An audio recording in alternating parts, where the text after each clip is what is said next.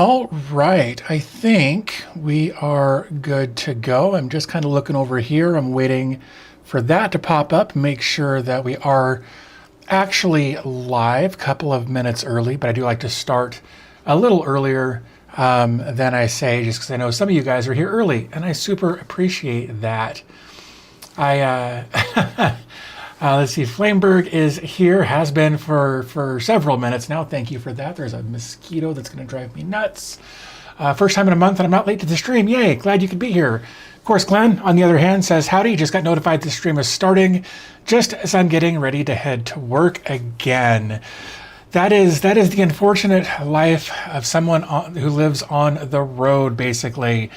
I don't envy that. I've known several people over my years who have done trucking and that sort of thing, and I don't know, man. I don't know if that's a good fit for me, but I got a lot of respect for the people that do it.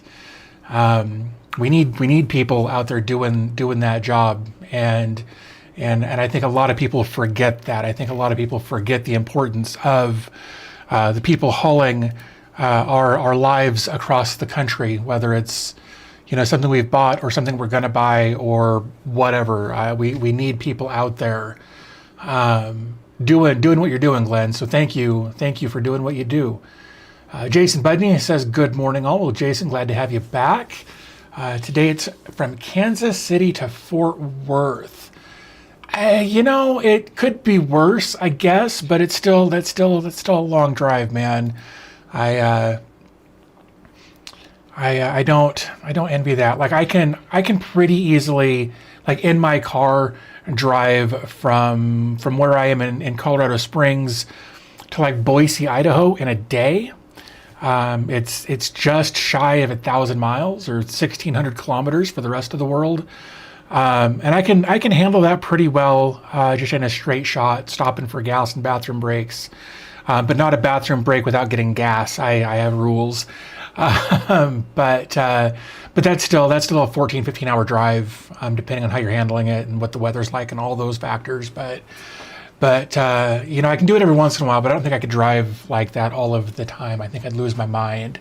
There are just too many stupid people out there on the road these days. So, let's see. Thank you guys, for hanging out with me a little bit today.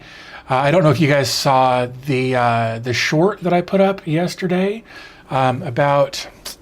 I need to move this. That's in the wrong spot. Right there. The rack that we started talking about a couple of weeks ago. I got that printed and up and functional. Got 3 mini PCs in there.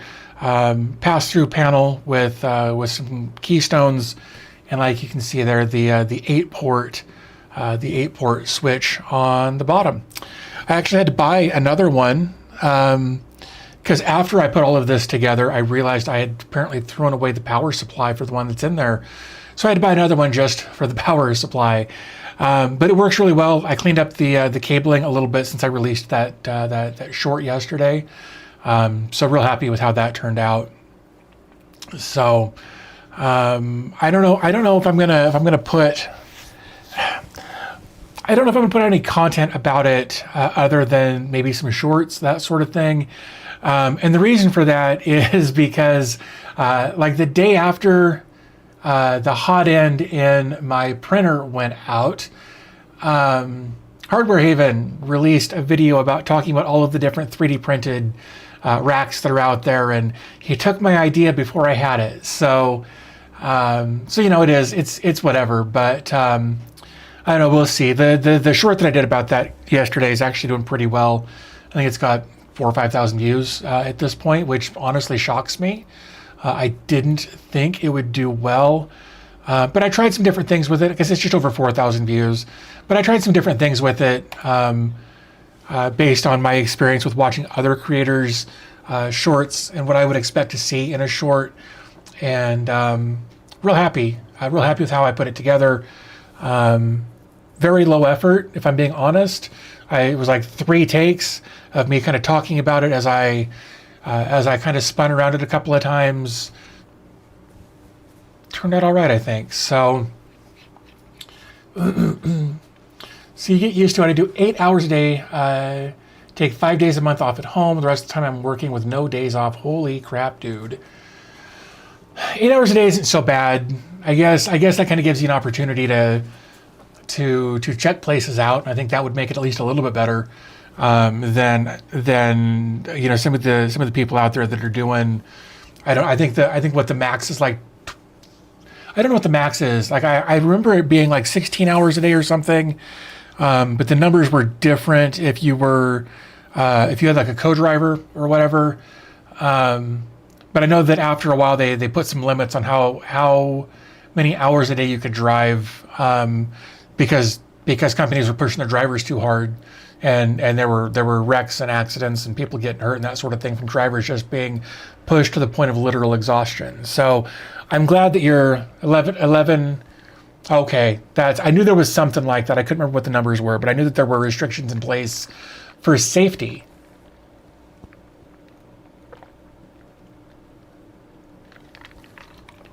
So I'm glad there are too. I think it's good that we've got some stuff in place for that kind of stuff to keep people safe, both doing loading, unloading, driving, the whole bit. It's super important to have those things in place. Sorry, I'm looking at my camera and I'm just not happy with how it looks. My ISO is fine. I'm going to click this button and see what happens.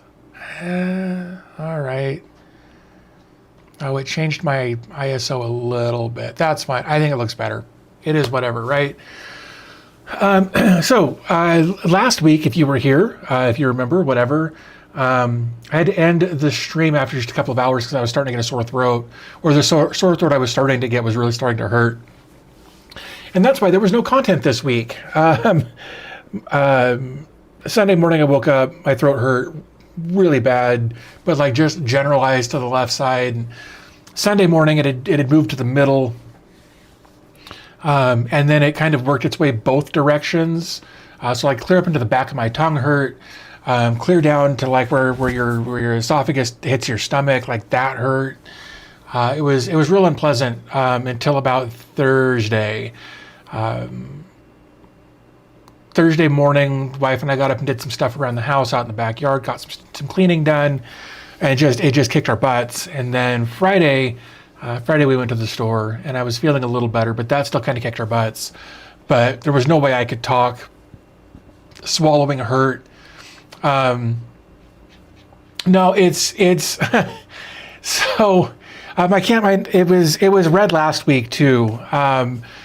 That was brought up. It's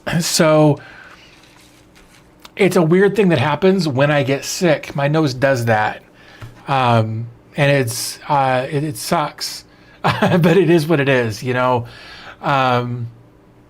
So yeah, it does that sometimes. And I just got out of the shower. I took a really hot shower before I came out here. I'm sure that didn't help at all. But yeah, no, I'm feeling better. We'll see how the stream goes. It's only been a couple of days of it not like hurting a lot, so mostly good right now. I've got some hot coffee over here. I've got some ice water over there. The missus is going to bring me some hot tea in about an hour and 20-ish minutes. Let's see, we got Ickles. Iceless says hello, everyone. Well, thank you for stopping by and saying hi. I appreciate that. Glad to see you here. We're just kind of getting settled in. We usually take a few minutes at the beginning of every stream to just chat for a minute and wait for people to kind of filter in. John DeGray says howdy. Well, how you doing? Thanks for hanging out. Appreciate that. But yeah, so I just Mandy, Alexia is here. Glad to have you here. Glenn's out. Got to get the trailer moving. Well, thank you again for doing that. I appreciate. I'm sure we all appreciate what you do. So go stay safe out there, and we will see you next time. Borg Swarm is here. Says, what up, DB Tech? Happy Saturday. Well, happy Saturday to you also. Always glad to see some familiar and of course some new faces. Love seeing that. Yeah, I didn't do much this week. I just kind of laid around and felt sorry for myself. I think I ate twice between Saturday and Wednesday evening.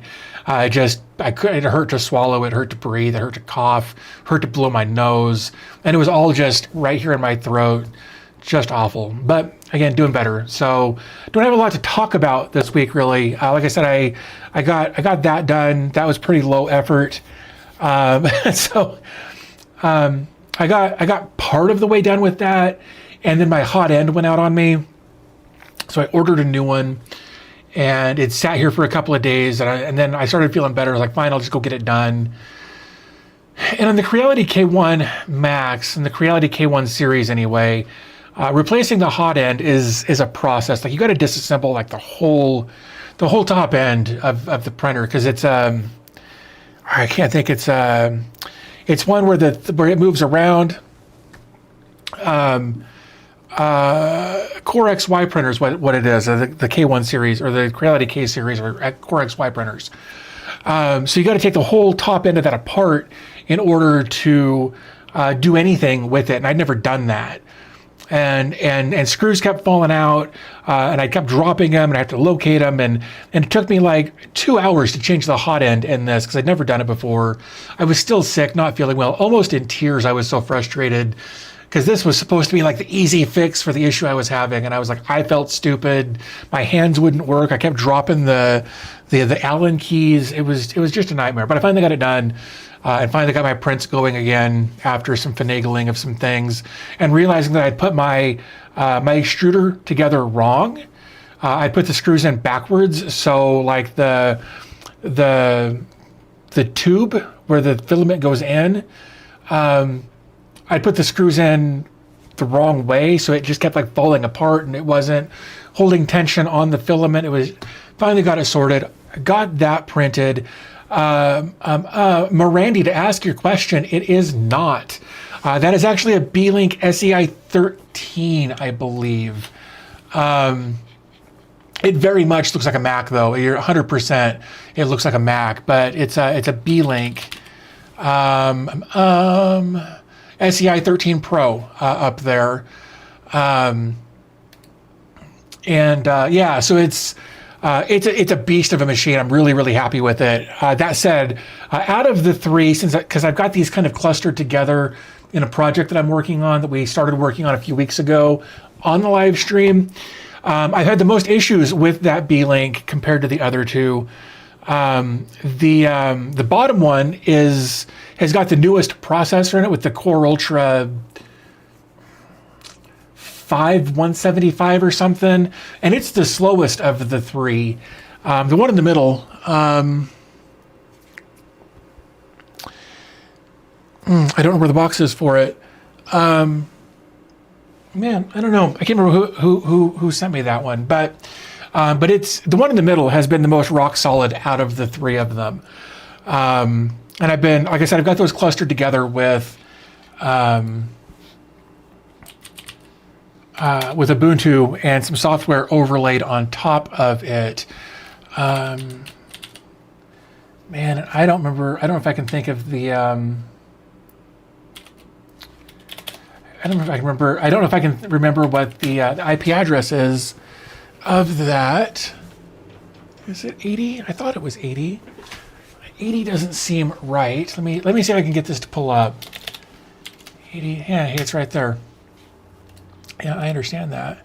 And we'll click OK. Here we go. So for those of you who are wondering, I can talk about it a little bit. It's for some upcoming content that I've got. We're not going to touch on this too much because I'm still digging through some things and talking to the developers, the engineers, I guess, whatever, behind the project. But what I've been working on getting set up is this. This is Ubuntu or Canonical's microcloud, and basically it's got. If we look here, we can see we've got 3 nodes here with each one of them has like 3 sets of storage. It uses Ceph clustering for the distributed storage across the 3 of them, and lets them all kind of work together in conjunction and share resources. Similar, and I'm going to be very clear about, similarly to Proxmox, but not the same way. So I've been working on that a little bit behind the scenes, working on some content, that sort of thing. And it's been fun. It's been a bit of a challenge. It's been fun. It's been interesting to learn something new that does something similar. So when you come from one platform that you've been working with for years, and it's like, I know how to do this, and then it's like, here's this other platform that's very similar but not at all the same, and it's like, it should do it this way, and it's like, but it doesn't, because it doesn't. That can be a bit to get over and to get around and learn a new thing.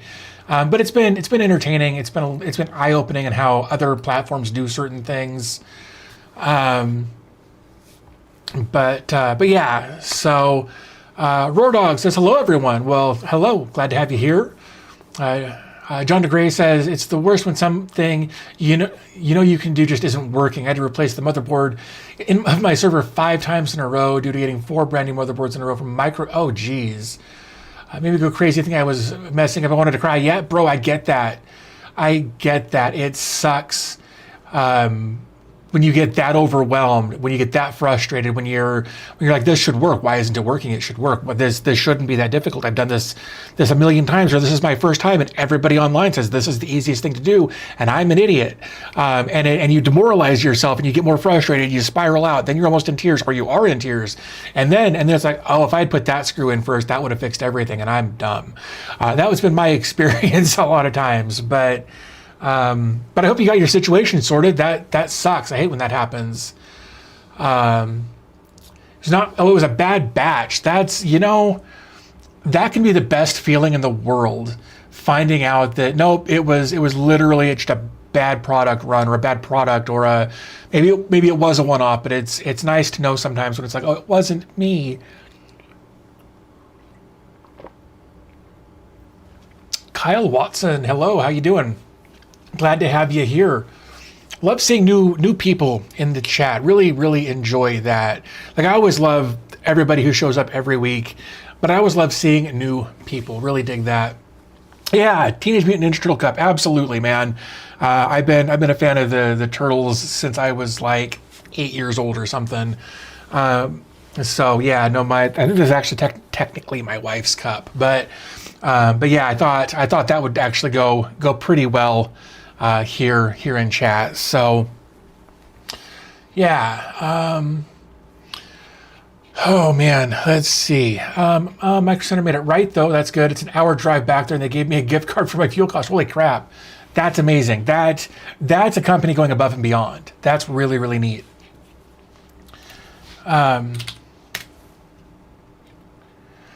Thinking about deploying image, is it worth the hype? A lot of people say it is. That said, I can't attest to it. I made a video about it once. Gosh, I don't even remember. 2022 image. Let me see. It was mid-August of 22, and it was still very early development. Like, I know it just came out of beta finally, but good on them for holding true to what they know to be the right way to handle that. I appreciate that about them. But when I reviewed it, when I deployed it 3 years ago, I didn't like it. And I've been using Synology Photos for years now. And I know not everybody has that because they don't maybe not have a Synology, but for me, I don't know that it's worth switching. Holy cow. Sorry. A lot of people really like image. And I get it. Like, I get why. It's got a lot of great features. I think, hold on. Somebody in my feed made a video about it recently, and I want to make sure I get the right person here.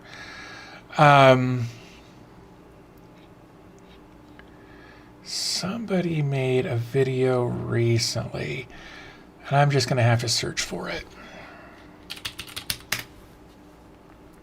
Raid Owl did. I'll share it. Like, I haven't watched it yet, but this is Raid Owl's take on it, and he's a smart guy, And so, yeah, take a look at that video if you want to know more about Image. He does a great job of reviewing things. So he's probably got a pretty good understanding of it. And then, in fact, a couple of weeks ago, the guys over at Tailscale made a video about it as well. And they're a bunch of smart cookies over there too. So I'll share that as well. I should probably give it another look. I know that you can do stuff with it like hardware acceleration. So if you've got a GPU in your server, you can make your GPU do a lot of the grunt work for indexing and whatever it does. But it's supposed to be super powerful, super robust. I've been using Synology and their system for so long that I don't want to switch again. I've switched a few times over the years. I just don't want to do it again. So, yeah. So there's that. Let's see if you've seen Ant photos with Ant. You can do both local and cloud as a paid service, which I kind of appreciate. Yeah, yeah. Like you said, I like companies who have the option to do that, so you know your project will live, right? Use Image for viewing my photos. I don't use the syncing feature yet. 2.0 was just released. Image is a great project that at a minimum will help spin up other projects. That's good. That's really good. I'm glad to hear that, because there have been too many instances of good projects kind of falling off. There was one earlier in the last couple of weeks that you guys probably saw. Let me actually pull it up, because I will screw it up if I don't get this right. Yeah. TTRSS. I don't know if you guys are familiar with that. For an RSS reader for yourself. The original developer recently just kind of called it quits, which was kind of a bummer, because it had been around for a while and a lot of people are using it. And he's like, you got 30 days to move your stuff. And so luckily other people forked it, and they've got their own thing going on here. So really glad that other people are picking this up as well. I need to, in fact, let me, self-host, TT, was it? Hold on. RSS. I'm going to look it up that way. Because I feel like, no, there was some drama around it anyway, and the developer was just like, I'm out. I'm not doing this anymore. So, so anyway, they are this other group of developers or contributors or whatever have branched it, forked it, whatever, and they are handling it now, which I super appreciate. In fact, I started trying to spin up my own RSS reader last night, because I need to have some of that information available to me. I need an RSS reader so that I can stay better updated on what's going on. I'm very scatterbrained, and it's easy for me to kind of lose the plot as far as knowing what's going on at any given time in the self-hosting world, aside from like scrolling through Reddit and watching the drama unfold from there. So I've been looking for an RSS reader that I can drop some relevant links into.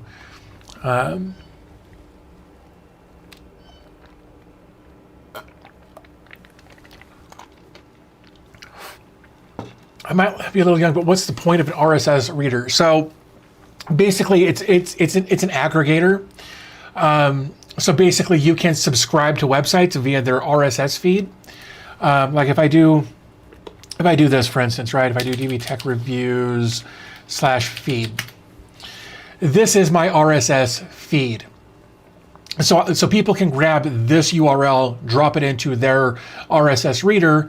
And then anytime I would make a new post on my website, they would get a little notification in their thing, and then they wouldn't have to keep going back and checking the websites over and over and over again, waiting for new stuff. They can just get notified when it comes out, depending on how often their reader scrapes or whatever. But the point is so that it just brings all of the news you're looking for into one central location. And I've been trying to kick myself into doing it for like a year or something at this point. And I finally got fresh RSS set up last night.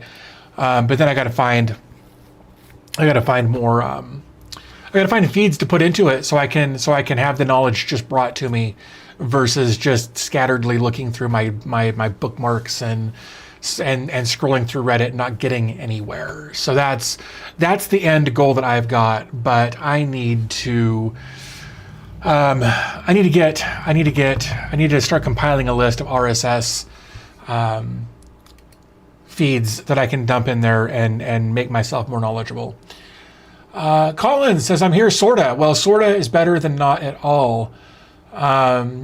Jason says, I've been using fresh RSS, need to get in and clean it up a bit. And that's what happened to me last time I used one. It's been a few years. I loaded it up with all kinds of stuff, and I overwhelmed myself because I would skip it a couple of days and I'd come back to like 500 entries. And it's like, there's no way I'm reading that. I would clear it. And then it would happen again a couple of days later and I would clear it. And I'd stay on it for a few days and it was great. And then it got into this cycle of I just can't keep up. And rather than just clearing out the stuff I wasn't going to read, I just scrapped the whole thing. And that was my mistake. I appreciate that, Collins. I do. Because I need something to help me stay better focused on what's going on. I've been real scatterbrained, and I need to work on that. So, see, I've been using fresh RSS. Yep. DB Tech is back, says Electronics TV. Yeah, I've been trying to do these live streams every Saturday since the first of the year. There have been a couple of times I've missed. A couple of times I've had to make up. I would do it on Sunday instead of Saturday. But I've tried to be real consistent because it's important to me. Like you guys are the reason that I'm able to do this stuff, and it's really important that we communicate, right? So I can keep in touch with you guys, and you guys can tell me what's going on or whatever. But I've been really trying over the past. I mean, yeah, like I've been real consistent. Holy cow! Like if we can actually look here, like for live streams, let's see. Like this is live right now. Like, man, just super consistent. 4 or 5 a month. Going all the way back. I'm actually kind of proud of myself on this. For being so consistent this year, minus a couple of hiccups here and there. But yeah, January 4th was the first one I did. And then apparently did one January 5th and 6th. I was on crack. I got the bug and I really wanted to keep streaming and I wanted to do another live stream and I wanted another, like I want to do more live streams, but I don't know what that looks like in the grand scheme of things. Like I would love to do 2 or 3 a week and supplement that with content, but I don't know if I've got that in me right now, and I don't want to commit. Miranda says, are you using full text RSS in conjunction with fresh RSS? I've got fresh RSS set up and nothing else going on yet. I also want to see which links others are using. There might be some gems out there for others. Yeah. Yeah, I've got your RSS link saved, Mandy. I appreciate you sharing that with me. Even if 3 of those in there, 2 or 3 of those in there are me. MZABD says, hi, everyone. Well, hi, thanks for joining. Appreciate that. Do you know about a fiend or a fine? I think I made a video about it, maybe. I know I've heard of it. I have not made any content about it, though. I don't really know much about it, apparently. Fine. The all-in-one knowledge OS. Well, let's look. Draw a right plan all at once with AI. It's a workspace with fully merged docs, whiteboards, databases to get things done. You're creating. That's pretty cool. I think when I first saw this, I think it overwhelmed me because it can do so much. that's why I didn't ever really do anything with it, is because it overwhelmed me. And I was still kind of iffy about their hard push on AI. That may change here coming up with another project that's hopefully coming my way. It's supposed to ship. It's a piece of hardware that's supposed to ship out hopefully this coming week. We'll see what happens. But it is coming from overseas, so I don't know how long that's going to take. But they're hoping to do their thing early to mid next month, so hopefully it gets here quick. Electronics TV says, you're close to 100K. I am. I think I'm like 400 away from 100K. I am 396 away from 100K. Yeah, just 99,604 as of right now. Where did it go? It's a lot to stream every week. It can be. It really can be. Here's the thing. Like I look forward to doing this, and that's just it. Like I really enjoy sitting down here and looking into the camera and chatting with you guys. I've actually been thinking about possibly figuring out some way. Why is that so dark? That's weird. Let's just do this. There we go. That's so weird. I don't know why that's so dark. I feel like there's a light missing or something. Something feels off. Maybe it's just me. I don't know. Sorry, little side tangent there. But I've been thinking about maybe having co-hosts every once in a while to just hang out. Craft Computing does that a lot.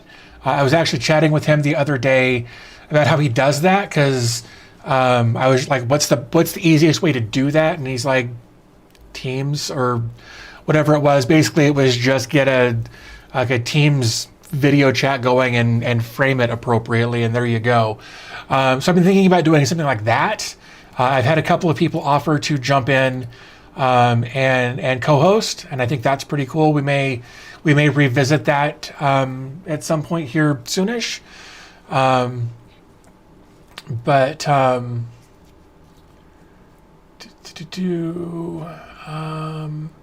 Jason said, I just got Glance set up and it has a few local feeds in it. That's cool. I actually really liked the Glance's dashboard. It was probably one of my favorites.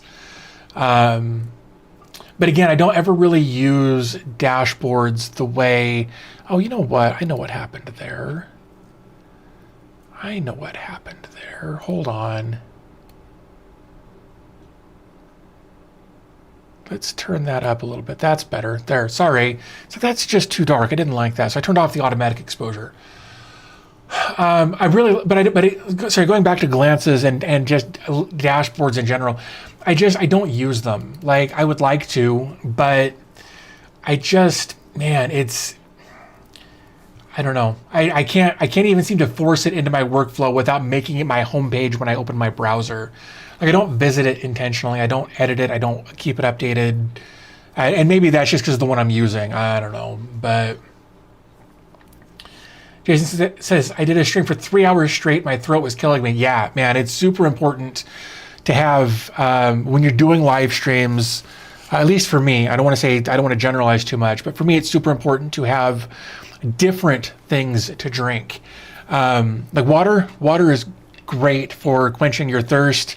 But like I've got coffee here with a little bit of creamer in it to help lubricate my mouth.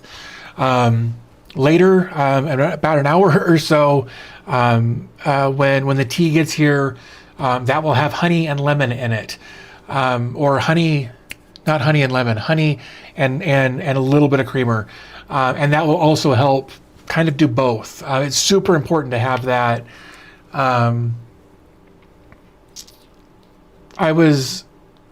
learned in high school from some cheerleaders actually that apparently lemon juice can also help with that, but that always weirded me out. Like, I like eating lemons and drinking lemon. Like, I don't have a problem with the sour. It always just seemed counterintuitive to me.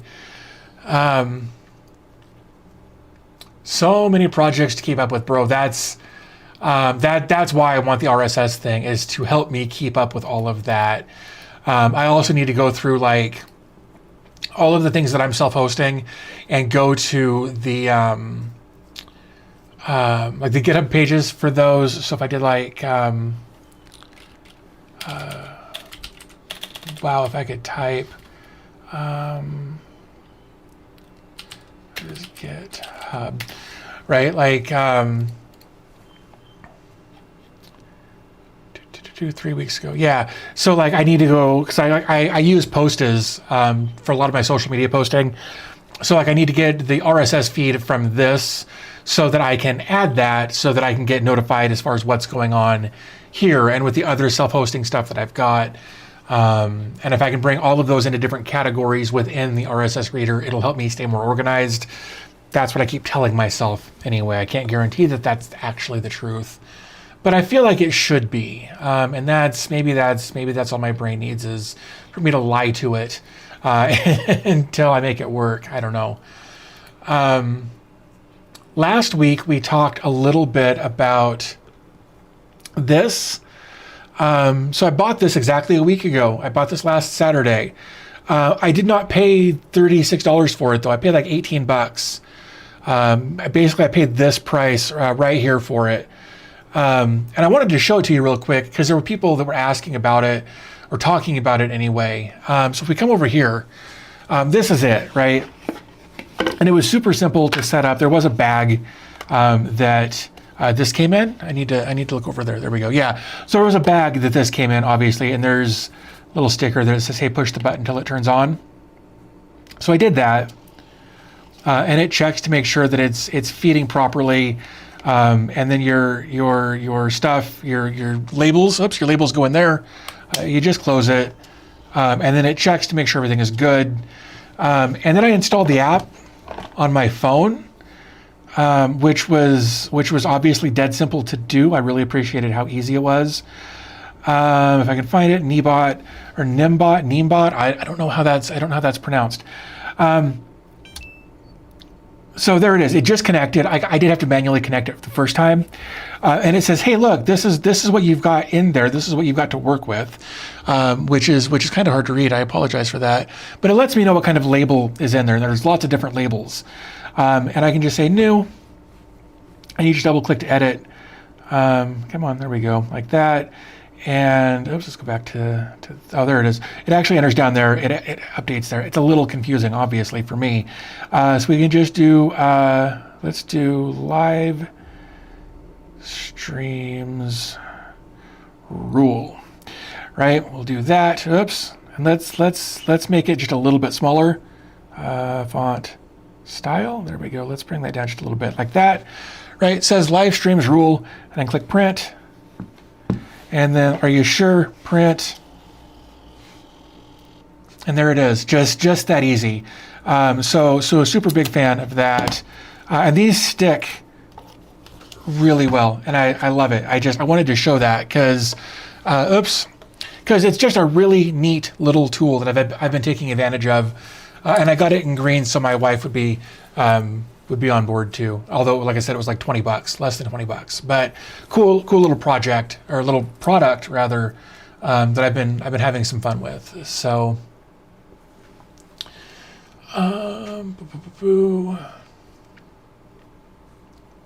man, that really, holy cow, that. Hold on, there we are.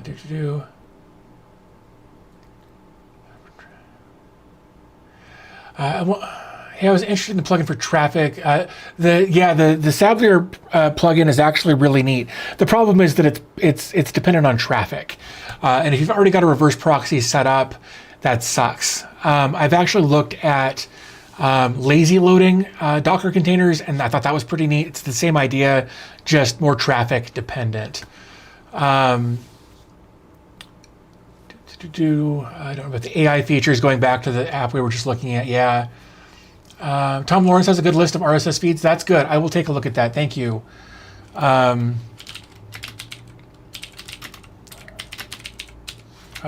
on. Form. There we go. There it is. Yeah, I've got that open. I'll take a look at that. Stream party till you 100K? Probably not. We talked about that a little bit last week, actually. I did one when I was about to hit 50K, and I lost subscribers. Like I was excited. I wanted to share my excitement, and I lost like 10 subscribers or something in the grand scheme of things. Someone in the live stream last week actually mentioned the idea of, rather than doing a live stream, doing a merch drop of some variety. I think that's a stupid term, but you know what I mean, like doing merch to celebrate, or to, because I've never really done merch. I've done little stickers here and there sometimes when I think about it. I'm working with a company who's supposed to be sending me some sample merch. I don't know, maybe I got scammed. I didn't pay them anything, but now they've got one of my phone numbers and my address. We'll see what happens. But I've been kicking around the idea of doing that live stream for a long time. I don't think I'm going to do it. I would love to do it. I might do something after the fact. Is that going to turn off? But I don't know if I want to do that. Part of me really wants to do it. Like I really, really want to do it. But there are people out there who think it's funny to hurt people's feelings, if we're being honest. And I don't know if my mental health can keep up with the people who will just play games with the subscribe button. So I'm still kicking that around. At the rate I'm going, I've still got 3 weeks, 4 weeks before I actually hit the 100K mark. So I've got some time to think about it. So I don't know. We'll see.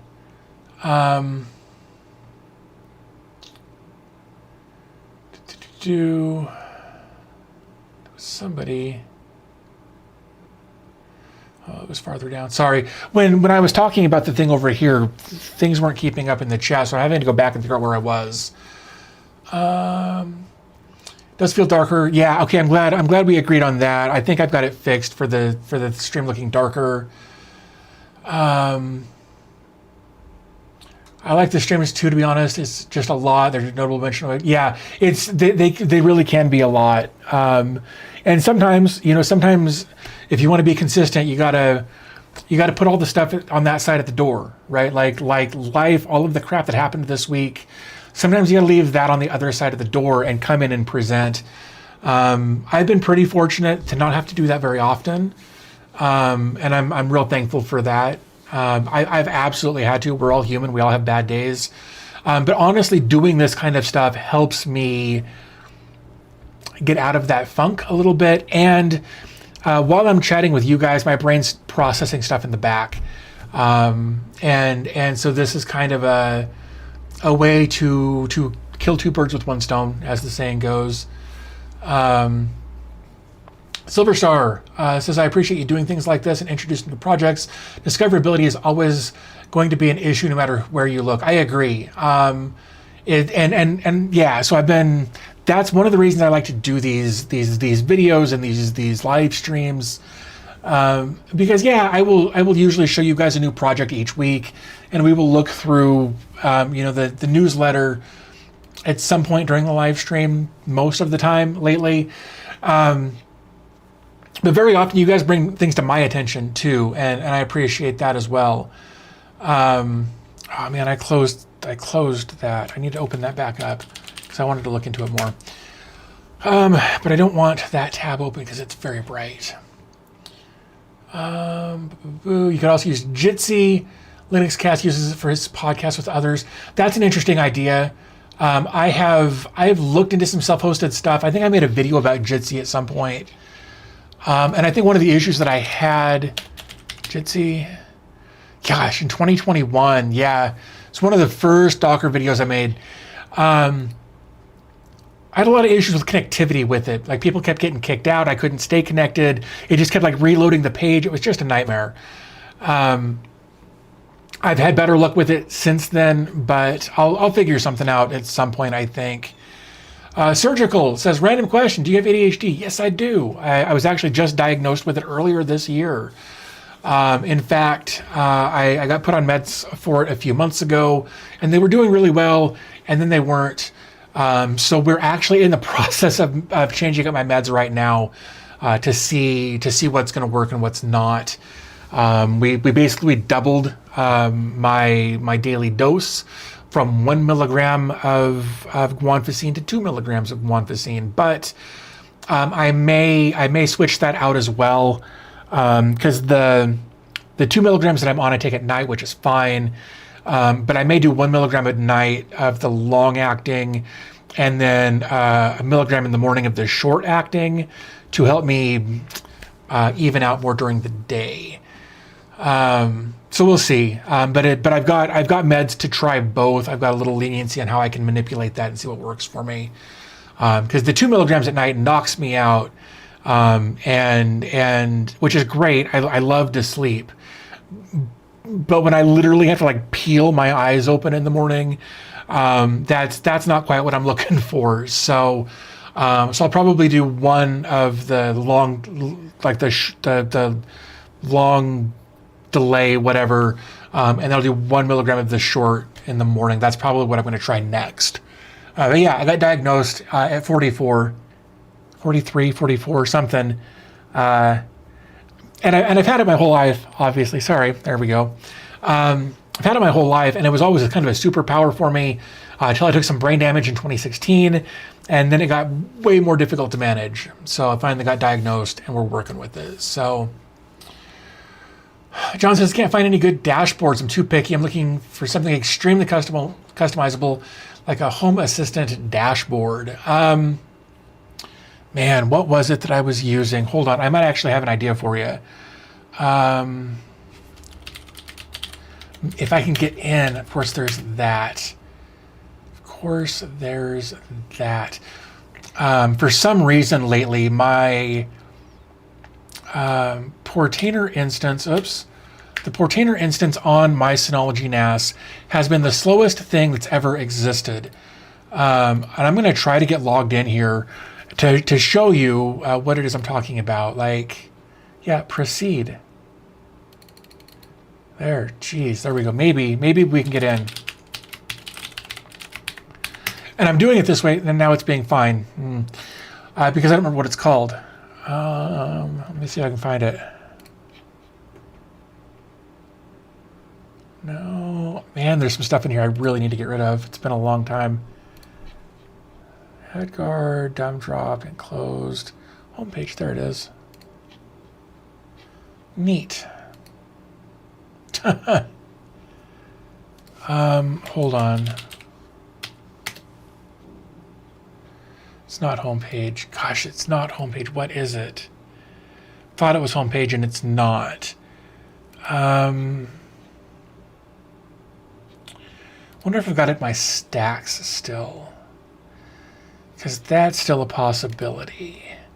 And if not, I can look for it a different way. And I will recognize it when I see it, I think. But there was one that I actually really did like. But that was not, it's not there. Crap, I can't think of what it was. It's super customizable. You could do all kinds of stuff with it. Really loved it. But again, I had to force myself to use it. And I cannot think of what it was. Homepage, dashboards, Docker.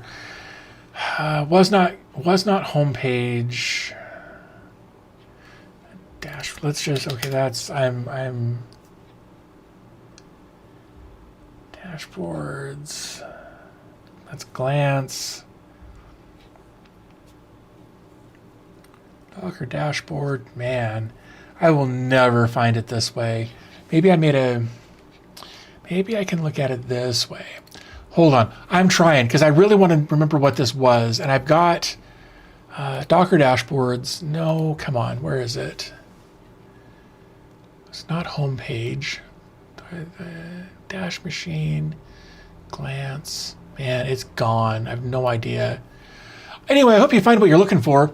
I have another tab with homepage, which I use for my Homelab. Yeah. I drink way too much water of a 64-ounce bottle that I drink like five to 7 a day is a lot, bro. Like, you can actually get water toxicity from too much water, so be careful with that. God, how far behind am I? Holy jeez, guys. Wow, this has not been keeping up. Holy cow. So I'm gonna have to skip some stuff if I want to get back to this, because like,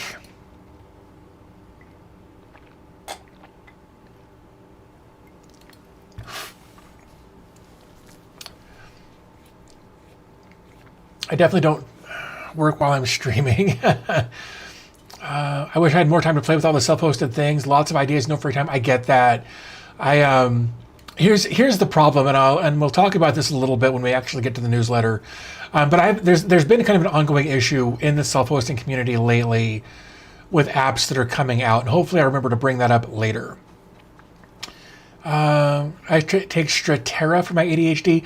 I feel like I've heard of Stratera. The problem that I have is that I can't take stimulants because I've got a heart condition, and I don't know if Stratera is a stimulant version. But my doc is being real careful about that because I've got a history of congestive heart failure, and that sucks. Homer homepage diagnosed at like 5, so I just started taking stuff this year. Holy crap. Homepage looks so yucky. You know, I have mixed feelings on homepage. Like, I use it. Like here you can actually, let me get rid of this and I can show you. But you can also see, like, I don't really keep it up to date. September, it's been a month since I've updated it. My Plex isn't working anymore via Tautoli. It's there, and I don't ever use it other than when I log in to my browser for the first time. I like Dashi. I don't like Dashi. And I've tried it so many times. I've tried Dashi so many times, and I just can't make myself like it. I don't like the aesthetic of it. I don't like the way it works. I've tried, and it's why I've never made content about it, is I just can't make myself like it. That's what I do. Homepage has an iframe within glance. Yeah. Nice to see you getting to 100,000 subs. We're getting close. Few more weeks, I think. Homer is the best I've seen. I wish I could edit with CSS. Yeah. Hello from Johannesburg. Pascal says hello from Johannesburg. Well, thank you. Appreciate it. Hill, thank you so much for the $5 donation. I apologize for getting to it a couple of minutes late, but thank you for that. That's really nice of you. I appreciate that. Having ADHD in home labbing is a superpower. Keep up the good work. Well, thank you. It can be a beast if it gets away from you, both home labbing and ADHD. But I'm trying both. Vaz says Heimdall. I used Heimdall for a while. I actually made some content about it a few years ago. I liked it, again, for what it was, but it's hard for me to force myself to do anything with it. Man, on my computer in the other part of the house, I've actually got a tab open with someone had put together GitHub page of Docker dashboards. I think it got brought up. Was it in Discord this morning, or if it was? I think maybe it was in Discord. Somebody brought up. Oh yeah, here it is. It's actually Flameberg brought it up. Here we go. Yeah, we're going to visit that. There we go. And I was kind of digging through this morning with regards to dashboards. Let me minimize this so I can keep tabs on what I'm doing here. We can see that this has been going for 5 years. It was just updated last week. Collins says Flame. I made a video about Flame. In fact, it was one of the first times I realized that dashboards are good content. If I need to feel like I've made good content, I can make a video about a dashboard and it will get views. But yeah, so there's this person, or these contributors, these people have been adding to this JN McFly awesome start page GitHub repository, where there's GitHub pages, there's Cloudflare pages, there's hosted, there are static, Firefox specific Chrome add-ons, Firefox add-ons links. And then there's stuff to like start pages over on Reddit. And it was Flameberg who shared it this morning. I'm going to share it here for you guys. I'm going to share it a few times so it's easy to find. But if you're looking for something, maybe there's something in there that'll be helpful.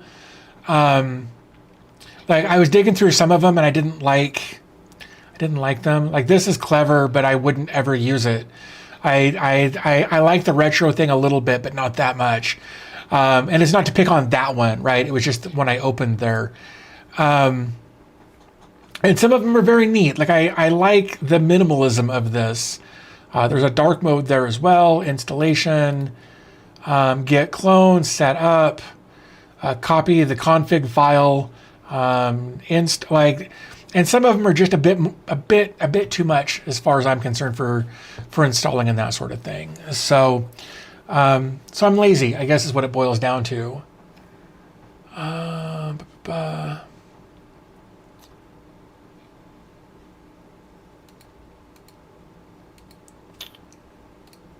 Come on, quit. It won't scroll.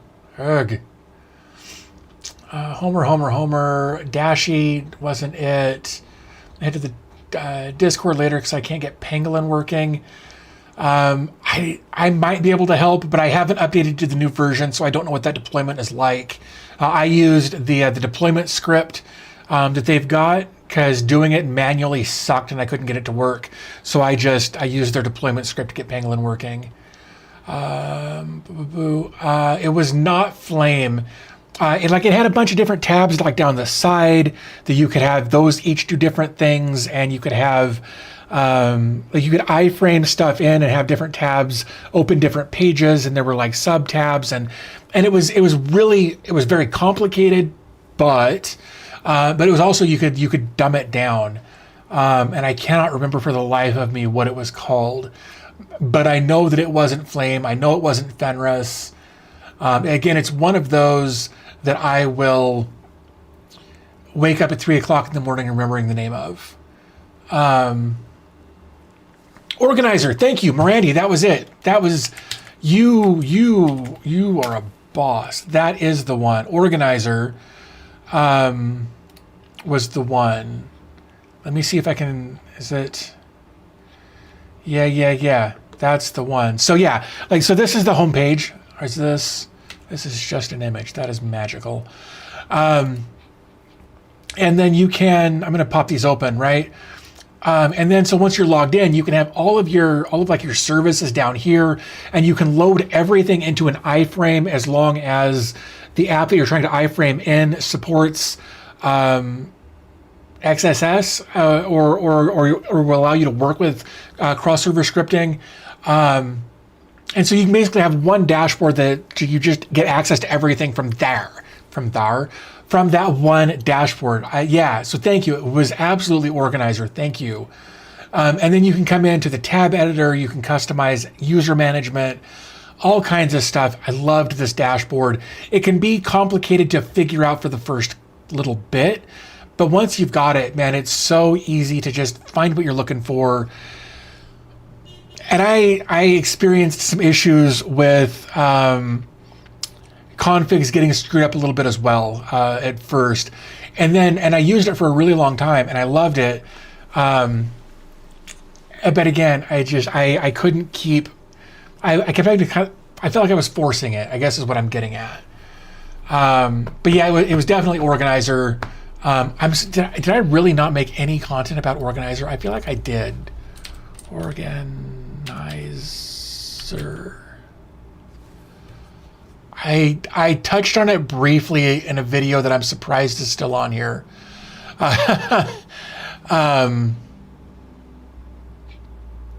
Yeah, in fact, I don't even think this is, it's private. So, but yeah, maybe I should make a video on Organizer because it's a bit of a beast to set up, but I think it's definitely worth it in the long run.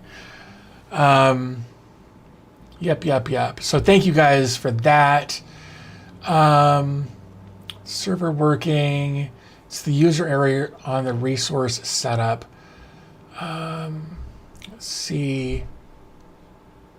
RSS feeds, sensor data, weather alerts, YouTube feeds, multiple pages. Yeah, I've done all of that kind of stuff in Home Assistant. It's a lot of fun. How often do you private content you released previous? Only when YouTube is being stupid. Other than that, I try not to. Other than I try not to private any of my stuff. There have been times where like I've done like a product review of some nonsense thing from years ago that didn't do well. That I would private that because there was never an agreement of it's got to be on there for forever long, but it was years after the fact. But like this one had to do with setting up, we'll call it a Linux ISO gathering system. And a couple of the videos, or at least one of the videos in that series that I had done, got flagged, and I got a community guideline strike for dangerous activities or whatever. So I just hid the whole thing private, or put that whole thing private, and actually moved everything over to Patreon. Not because I'm trying to gatekeep it, but because I wanted it to be available for the people who want access to it. So YouTube is so YouTube can absolutely be annoying. The problem is several problems really, that they very often change what the rules are, and they expect all of the content that's ever been released in the 20 years that YouTube has been around, they expect all of that content to meet the new requirements all of the time. And if something was fine 5 years ago and they changed the rules now the thing you did 5 years ago will get you a community guideline strike or or some sort of violation.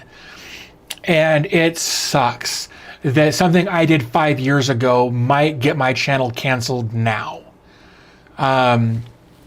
So it's one of those really annoying things. So since that started happening to me, because it's happened a few times, I've really had to be extra super careful and thoughtful about the content that I create to keep me from losing my livelihood.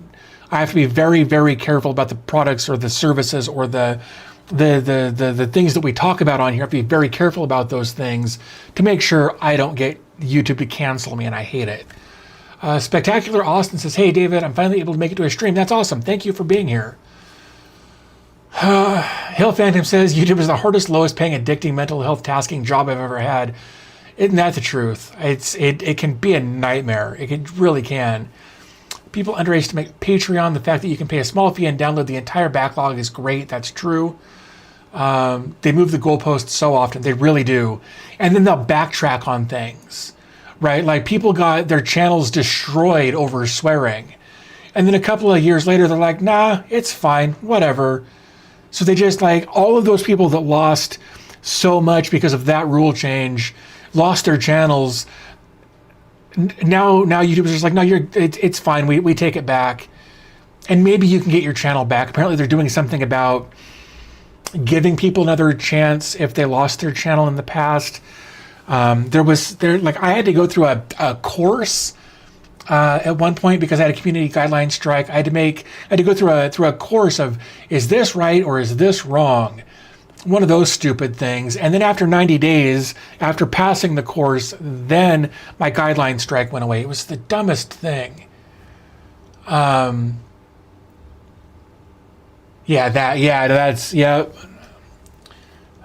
YouTube from the time to drinks the wrong Kool-Aid and changes stuff in weird ways. Love how they restarted or re-encoding creator videos to embed ads some time ago and then reverted everything. Or they were doing the weird AI upscaling thing for a bit where it was like softening everything and making things like ultra contrasty. Linus and Luke looked at one of their videos that had happened to them on a WAN show a while back, and it's just stupid. When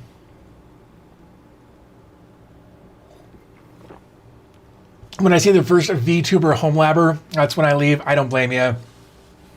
I don't blame you a bit. There's some of the things that people are doing just so annoying. And look, it works for them, but it's at the detriment of everyone else. So, whatever. Let's see, Hill Phantom. I think I missed something up there. I had to do the course for uploading a clip about Cody. Yeah. Jeff Geerling got popped for talking about how he used a small mini PC to replace his Apple TV, and didn't talk about installation process, didn't talk about acquiring media, didn't talk about anything other than, hey, look how great this is compared to this other thing, and he got hit for that. Like some of the people who are moderating content are some of the dumbest people alive, and I truly believe that. They genuinely don't understand that torrenting has a bad rap, but inherently isn't illegal. Like if we go to Ubuntu server, right? Let's look at this. Ubuntu server. This is an operating system. This is an open source free operating system that I can click download right here, right? And this from their servers will download this. Or I can click alternative downloads, and they're like, hey, if you'd like to save us some bandwidth on our servers, you can use this method right here. But if you say this or show how to do this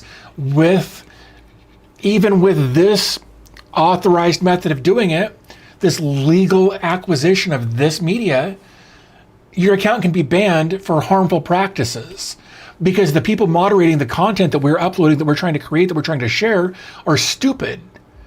And they'll say, oh, well, you use this, that's illegal. No, it's not. No, the hell it's not. And it just blows me away that those people are the ones in control of our ability to make money. Pisses me off. Don't think virtual YouTubers will happen anytime soon. At least some time ago, I read that YouTube stated there were implementing changes to not allow monetization of AI-created content. Here's the thing, though. The VTubers, they could be AI content, but also there are like motion capture things where like I could be sitting here and we could be talking, or I could be talking, you guys could be typing, you know what I mean, right? But the software would recognize my movements and modify my voice. So it would be an anime character or a furry character or a whatever character on screen, but you wouldn't know it was me, right? Because the whole thing would be a digital representation of what I'm doing live. So that's not AI generated content. It's still not something that I want to watch. Oh God, the uwu thing. I hate it. I hate it. Look, I get it. It's a whole thing. I don't hate the people. I don't know why. I don't know why people want to be animals. I can't relate to it, but that's what you want to do, man. Have at. Let's see. Seth is dead. Chat dropped me $500. I need to build another mini PC. Right. Geez, yeah, yeah, I don't get it. But it makes people happy. Sorry, I spit there. They've got their community of like-minded individuals, and they're not hurting anybody. And more power to them if that's what they want to do. Which technology going to lead the IT industry? I mean, that's a really vague question, Mohammed. I don't really know what you're asking there.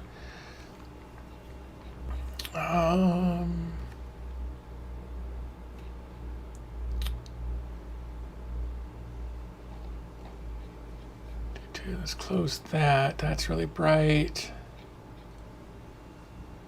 Yeah. Yeah, the computer industry, that's true. That will definitely do it. Close that.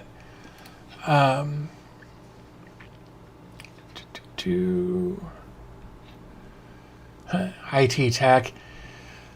Yeah, I obviously like that. That's the direction we're heading. Is it's going to be AI, and there's a lot of controversy over whether or not we're in a bubble, and how big the bubble is, and how relevant the bubble is, and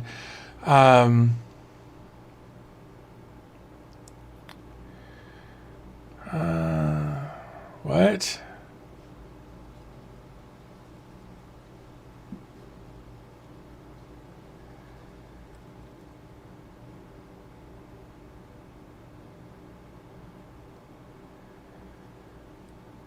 What? Okay. I want to show you guys something. Like I got an email from someone here just a second ago. And I'm gonna share part of it with you, I think. No, I'm not in trouble. I want to share some of the nonsense that I've been getting lately. As far as, of course it expired. Why wouldn't it expire? For sponsorship deals, right? Let's do this. Can I close this? Yeah, let's close that. There we go. All right. Maybe I can, hold on. Let me see if I can pop this out. Maybe this will be easier. Scroll up. Okay. Here's what we're gonna do. All right, let's go back up here. Been using Firebase AI to build apps. It's really dope. There is that about DB's in trouble. I have a 5 years minimum retirement age, looking for nicely nonsense deals. Yeah. So I literally just got this email. This is Sunny from this place, agency of Pipit AI. We'd love to know if you're interested in creating a video showcasing Pipit AI's innovative design features. Here's our official website. What we need: a dedicated video showing AI capabilities, provide post-publishing ad codes for 90 days for boosting authorization, add bio link for 7 days, confirm whether can leave a free positive review about the official promotion video of Pipit AI. Will provide key selling points and a script framework for your reference to make the process easier. Can you please share your rates for this? Right? Collins says, what does all that even mean? They don't tell me what Pipit AI's innovative design features are. Right? They don't tell me anything about what this is. So, right, and of course, like this is pipit.ai, right? That's what it says there. But if I hover over this, it's like, oh, well, let's go through this tracking AI, or this tracking app.mailgo.ai, this tracking URL. So we're not going to do that. What we're going to do is I'm going to bring this back up here so you can't potentially see something you shouldn't. I'm going to paste that into there. And this is what you should do. You shouldn't just copy and paste URLs. So we're going to scroll down here. Free AI video generator, your smart creative agent. And so they want me to make a video showing how to make AI slop. That's what this is. They want me to make a video telling people how to make AI slop, to then bombard people with. Yeah, you can select avatars and have people say things they wouldn't have said, and you can have awful things happen. I don't agree with this kind of AI. I think this is where we're headed, though. You'll never know what's real and what's not. There was a creator recently who made a video about not necessarily the service, but one like it. I think it was, man, I am so bad with names. I'm not going to do it. Like, I want to be clear about that. Like, I'm definitely not going to do that. Let me, man, it's, I'm trying to see if I can find this. I'm trying to see if it'll pop out to me. I'm scrolling through my list of subscriptions. What I want to do, I guess. Oh, Pleasant Green did a video about this kind of thing a while back. If you guys aren't familiar with Pleasant Green, you should be. He does all kinds of really cool stuff, scam baiting and that sort of thing. And actually did a video about the walkers. It was this video right here. So it was this video. Don't pay this AI family to write you a song. And he actually went through kind of all of these different services, or some of these different services, and talked about how they work.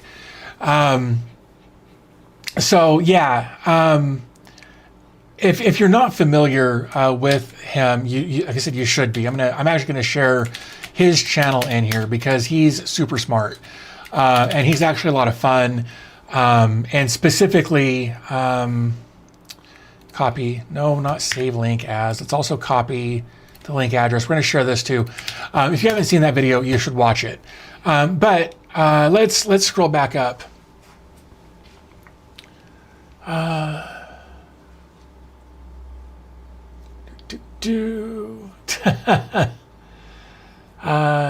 Yeah, it's obvious you wouldn't be trashing it. Yeah, send them a reply saying the rate is $250,000 per video. Here's the problem with doing that, right? There was a company that reached out to me a while back about a product, and I threw out a stupid number. And they're like, okay. And I was like, really? Like, and some of these people, some of these companies, these organizations will 100% take the risk. They will absolutely be like, if I can get, a few thousand more people to see it, yeah, I'll pay thousands of dollars just to get it out there. Very often the problem with those is the videos like this are unethical as hell, in my opinion. But then the actual product behind it, I'm not saying Pipit AI is, but they'll often be just scammers. They will take your money and not actually provide the service. And again, I don't know anything about Pipit other than what we just looked at together. But some of those people will absolutely accept your suggestion of, yeah, pay me $5,000 for this 8-minute video, and they will accept it. And it's just, I've been and I've turned down, like I've had that happen. I'm just like, you know what, never mind. I can't. But yeah, the type of stuff that corrupts the real purpose of a thing just to make a buck off of it. Yeah, that's basically it. And I don't want to do that. Flameberg says, a friend of mine does this for a living, actually. She gets approached by product owners asking her to animate their photos. So they paid a model for a photo shoot, and then my friend animates that into a video. That's crazy. I can't imagine doing that. And of course, I would love to know how to do that, but I don't think that's crazy talent. I love that. Needless to say, that's very unethical to everyone, from consumers who see AI, to the model who not only got paid for the photo shoot got used. Yeah, no, it's all garbage. I hate it all. I absolutely hate it all.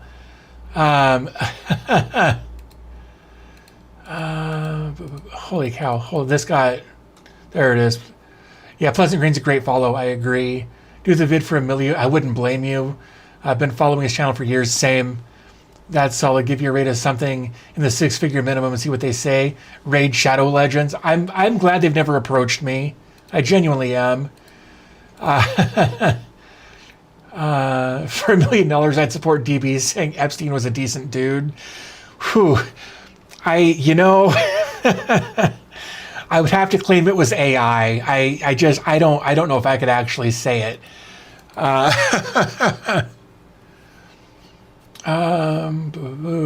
Izzy says, my 256 gig C drive is full, but I can't find what's eating the space. Few programs installed. Tried WizTree already. Sure, there'll be Windows on it. Man, I don't know. You'd have to check for logs, check your temp files. It's so hard to say. But it sounds like you're on the right track to. It sounds like you're on the right track to figure out what that is. Keep going. I think you got this. He said it. Yeah. I think the sigh as I was saying it would be enough to give people the understanding that it was not something that I would be comfortable saying as an actual statement. I hope. I think it was Jeff at Craft Computing who said that Raid Shadow Legends gave like 5-figure deals. Yeah, that doesn't surprise me. I have a real hard time with mobile. Let's edit the sigh out. No full context needed. Right.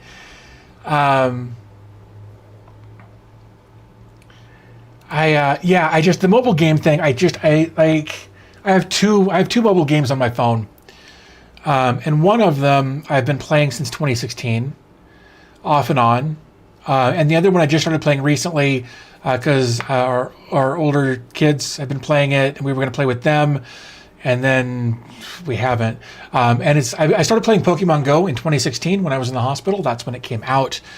And where I was in the hospital, there was like a gym on either end of the hospital. So for physical therapy, I'd get in my wheelchair and I'd wheel from one end to the other and back and forth. And the other one is the new Pokemon trading card game for some reason. But I play that almost every day. The Pokemon Go I only play sometimes now, but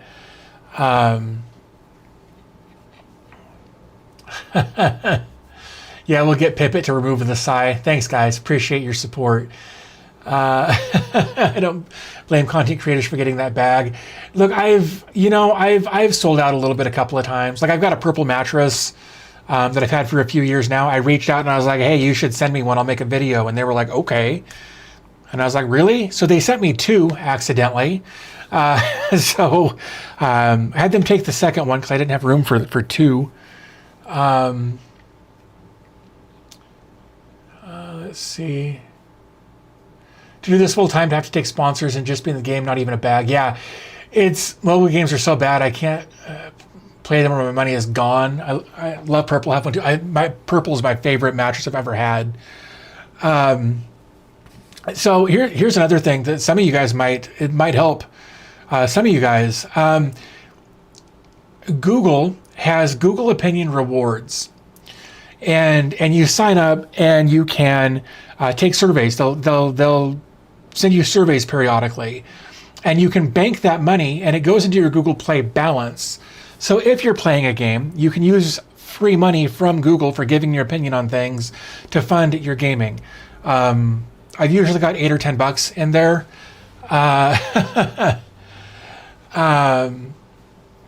But yeah, I've been doing the Google Play Rewards thing to help fund some of my gaming for years.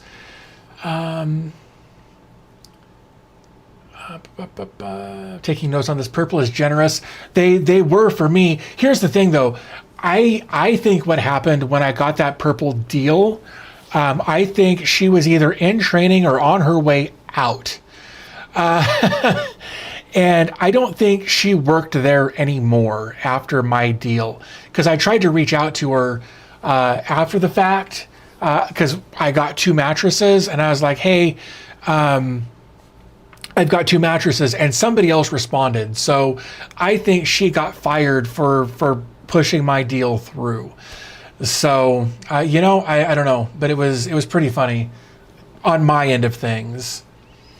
Oh, they have an app for iOS too? I didn't know that. That's good.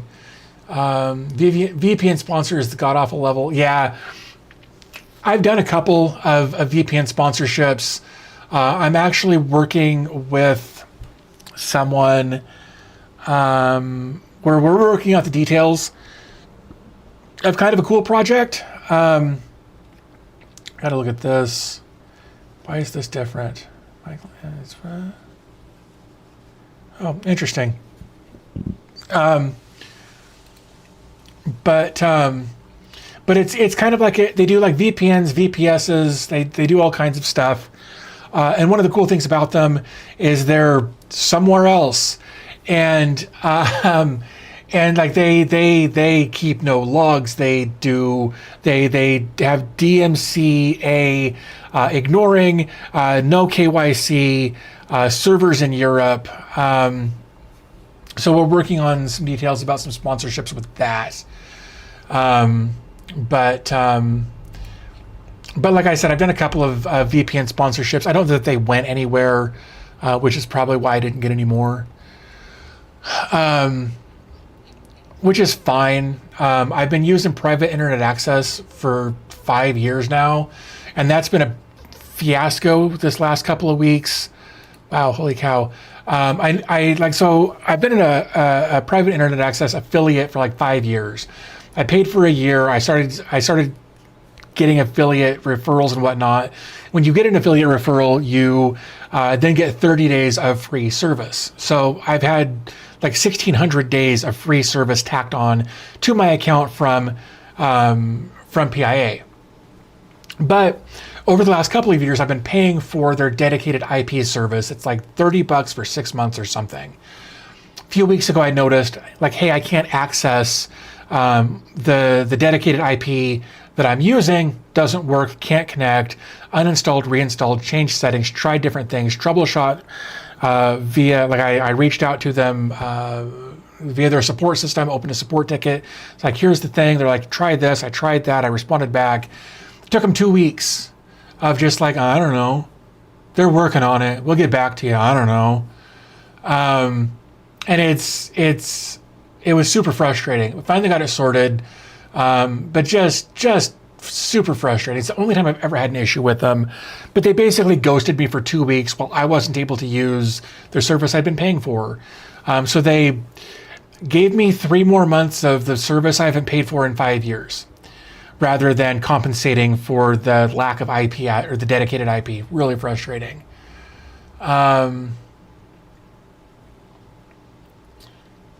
Tip, try asking Ferrari to send you a card, make a video of it. It might work. I wish. I would have a better chance of getting my Kia replaced than a Ferrari. So, did you make a video on it, the purple, or did they just send it to you? I made a video about it. It was years ago. It didn't do well, and it shouldn't have done well. It was the dumbest thing. Purple. July 27th of 2021, I released a video on my purple mattress. It was just shy of 7 minutes long. It got 1,300 views, and I lost 16 subscribers.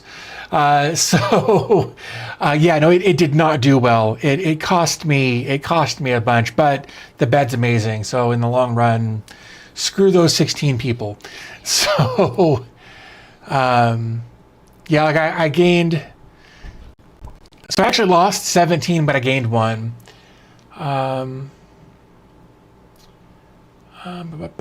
Here, Unify's easy to get equipment from.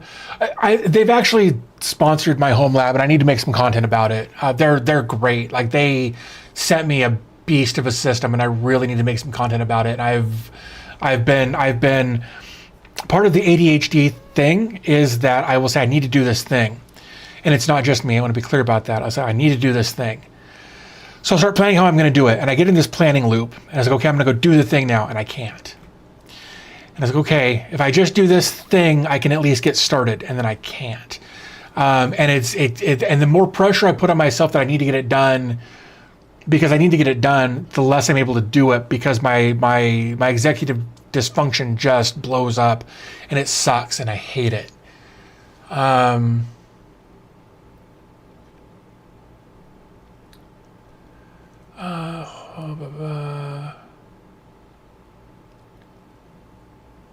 No DMC while being in Europe is getting hard as Justice Court. Yeah, Amal 005. So like I said, I'm still working with these guys to figure out what's going on, but we'll see what happens. Kia Power. Like, I love my Kia. I know it sounds dumb, but I love my Kia. I just wish that the car wasn't a throwaway car. They made it so difficult to fix what's wrong with my car that it's technically mechanically totaled. Because I need to have the transmission replaced. I can't just go take it to a shop and get it fixed. They don't do that. These aren't you can't just take these to the garage and get them fixed because the garages can't get parts for them. So in order to get the transmission, it's only like $1,000, but then it's like 30 hours worth of labor to replace the transmission in this car because the synchros in second gear are gone.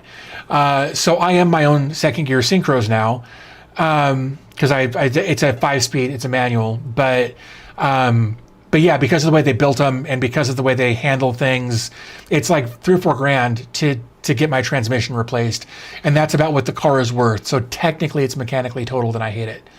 But I would love to work with Kia if they wanted to send me a new car.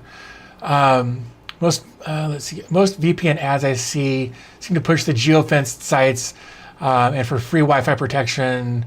And for us, the self-hosted version works just fine. Yeah, and that's just it. Like with the Unify stuff, I've actually got an app on my phone called Wi-Fi Man, which basically lets me just tunnel in through their own infrastructure, basically, and I can access whatever from here, or I can use my PIA VPN to, because I've got my security set up to only allow certain apps or services to be accessed from certain IP addresses, so I can go about it either way.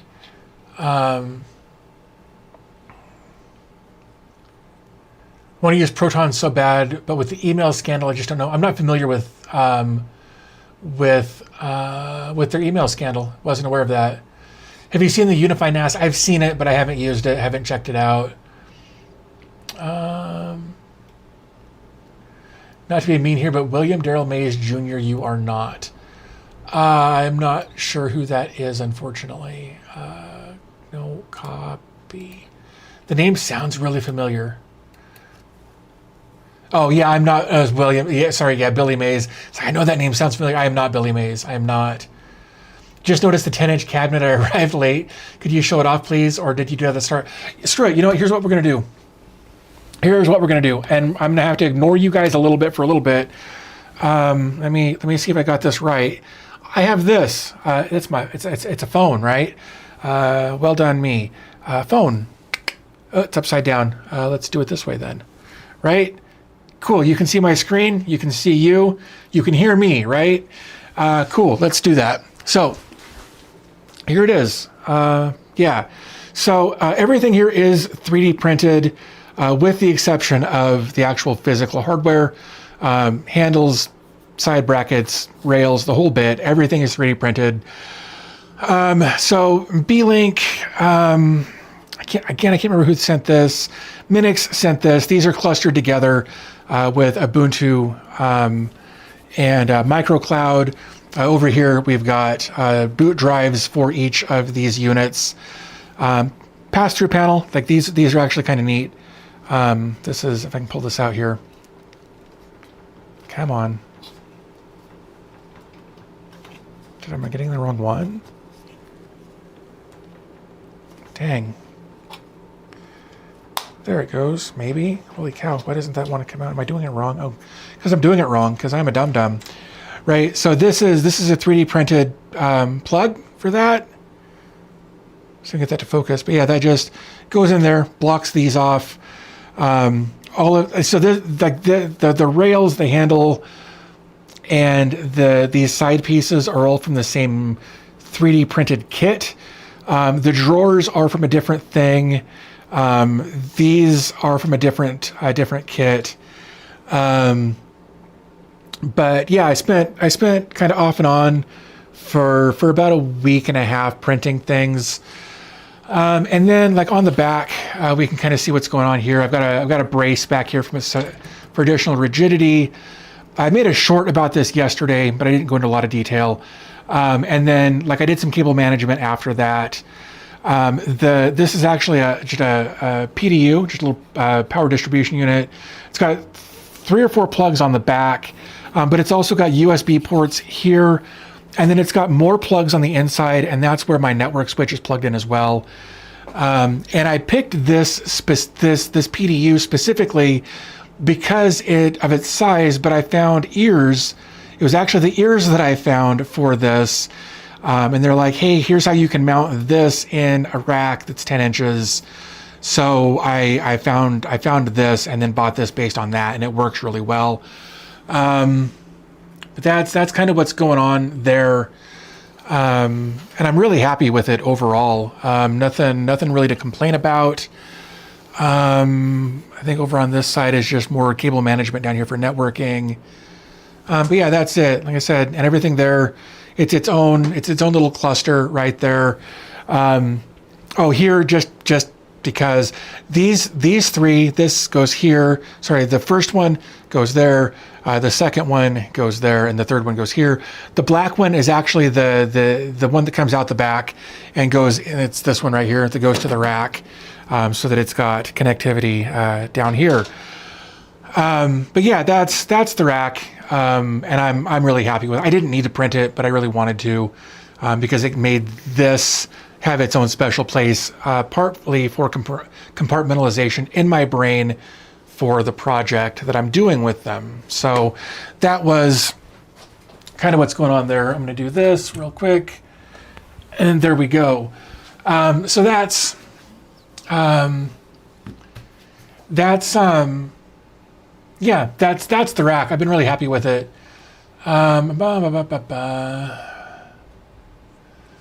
Let's see, Proton Obscura. I use PIA. Hold on. Yeah, most cars today are built to be disposed of.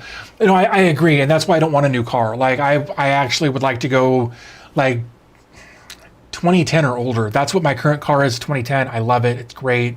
It's fun to drive. It'd be funner if second gear worked properly.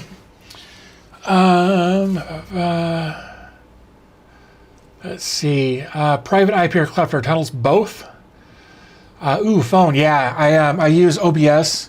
An OBS plugin for Droid OBS or whatever. Works really well. Really happy with it.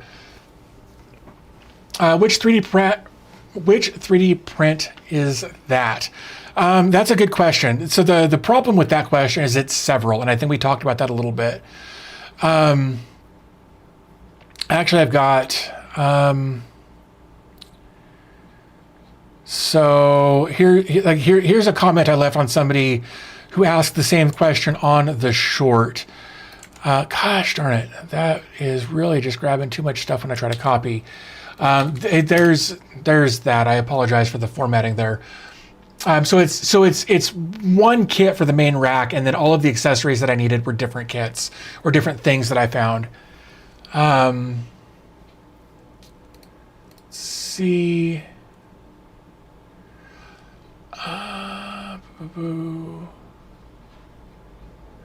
Running boot drives external looks like a smart idea for service. The reason I did that, honestly, was because this configuration of the software that I'm running. Thank you so much. She brought me tea. She loves me. Check out the cup. Oh, right. Yeah. So here, just as a giggle, here's the cup she brought me. So anyway, the software that I'm running for these with microcloud in the configuration with the Ceph storage and all of the stuff that's going on there requires 3 separate hard drives per unit. And each of those actually only supports 2 hard drives, 2 NVMe drives. So I actually bought the adapter, the USB to NVMe adapters, and I was just like, screw it, I'll just drop boot drives in there and it'll be fine, and it really has been.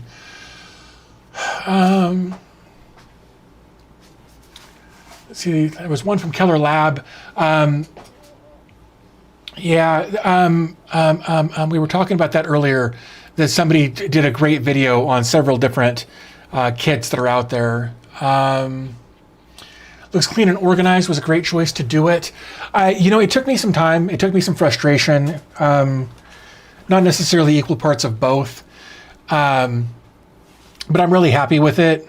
I will see if I can find the, you know what? It might actually be, no, not there.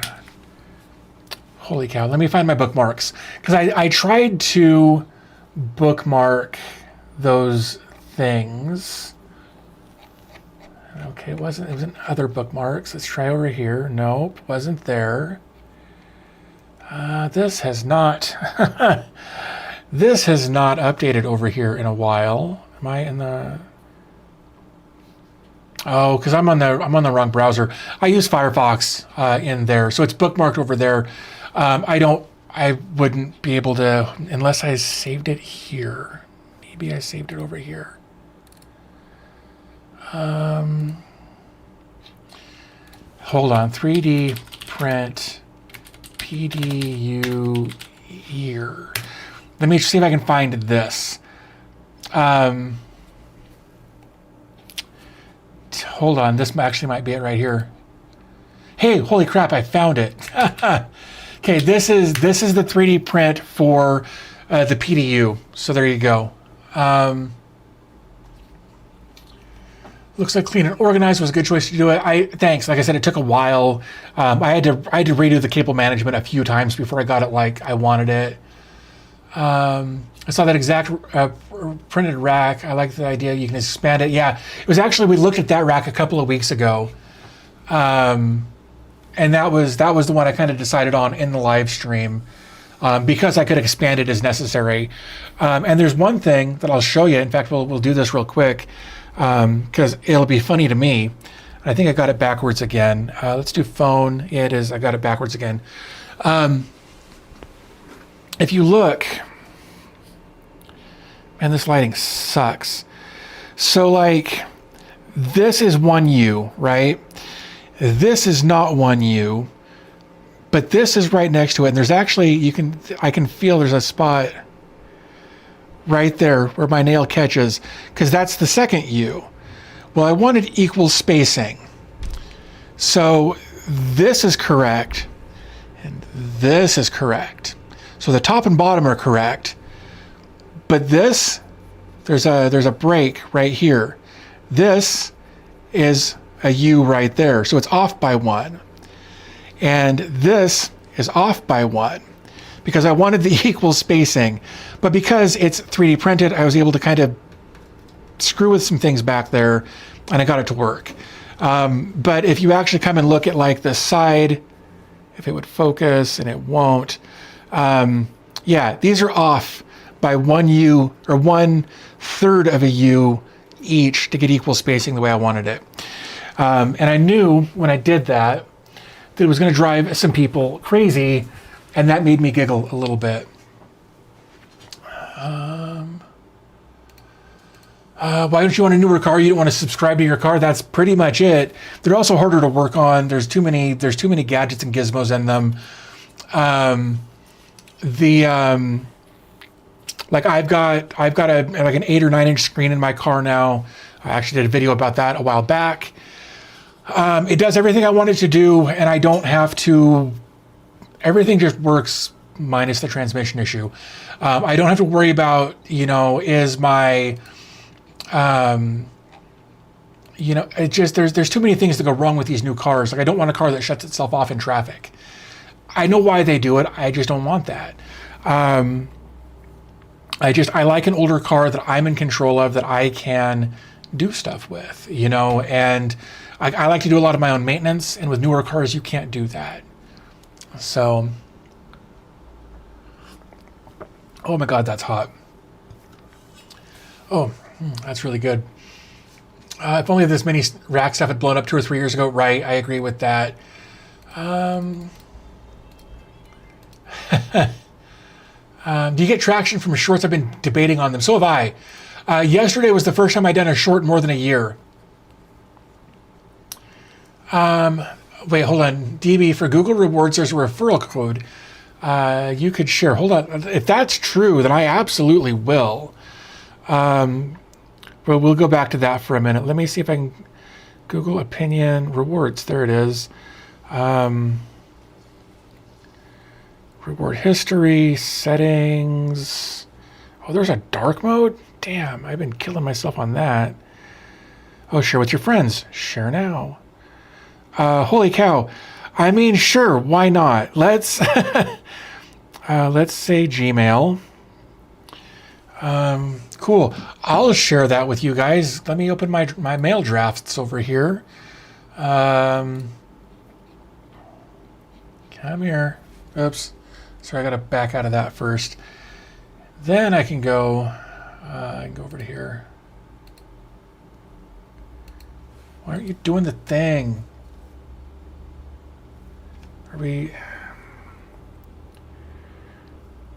Should have done the thing. Why didn't it do the thing? Drafts. It didn't do the thing. We're going to try this a different way. Oh, damn it. It was right there again. Sorry, guys. We're going to get here eventually. We're going to copy this. And then we're going to go to Gmail. And I'm going to do this there. And I'm going to save this. I'm going to do that. It doesn't actually give an affiliate thing. That's weird. I mean, it's not that I want to try to skim money off you guys or whatever. It was just weird that it's like share with your friends, but then doesn't have a referral link or whatever. Weird. Here, let me refresh this, and then we'll do it. Here you go. There's the Google rewards thing. Let's bring that back to life. All right.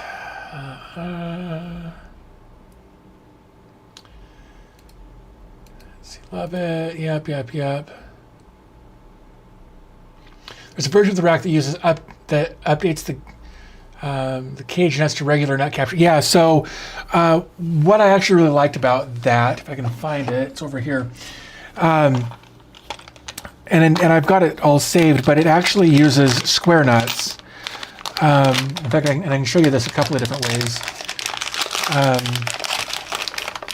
So let's change camera angles again. So top down, there we go. So much stuff here. So these are actually some of the extensions, and I got to bring this up over here. Yeah. So these are some of the extension arms that I printed because I thought I was going to need them. And you can see that it actually has a spot. So you got your square nuts, and in the, oh damn, that's funny. My bad. Sorry, big old blank spot over there. Not that you guys need to look at me, but whatever. There we go. Right. So the 3D print files for this, when you download the whole thing, actually comes with links so that you can buy these screws that it's meant for, and then the screws and nuts. The screws that were originally in there were button heads that were silver, and I wanted to go black and white, so that's what I did. And I love that these have this. The problem that I ran into was that the handles and the feet didn't have that, so it was more complicated to get my finger back there to do what I needed to do. But I was overall really happy with the whole process. So. Not too bad at all. My OCD wouldn't let me do that, and that's kind of why I did it. As I'm trying to make myself uncomfortable so that I realize it's okay to be uncomfortable. Let's see. Just from looking at it, my OCD is making my eye twitch, and you wouldn't have noticed it if I hadn't shown it to you. So you're welcome. I prefer cars older than 1996. So I agree. Except I want to at least have it an OBD in there so that I can have it tell me what's going on. Preferably OBD2.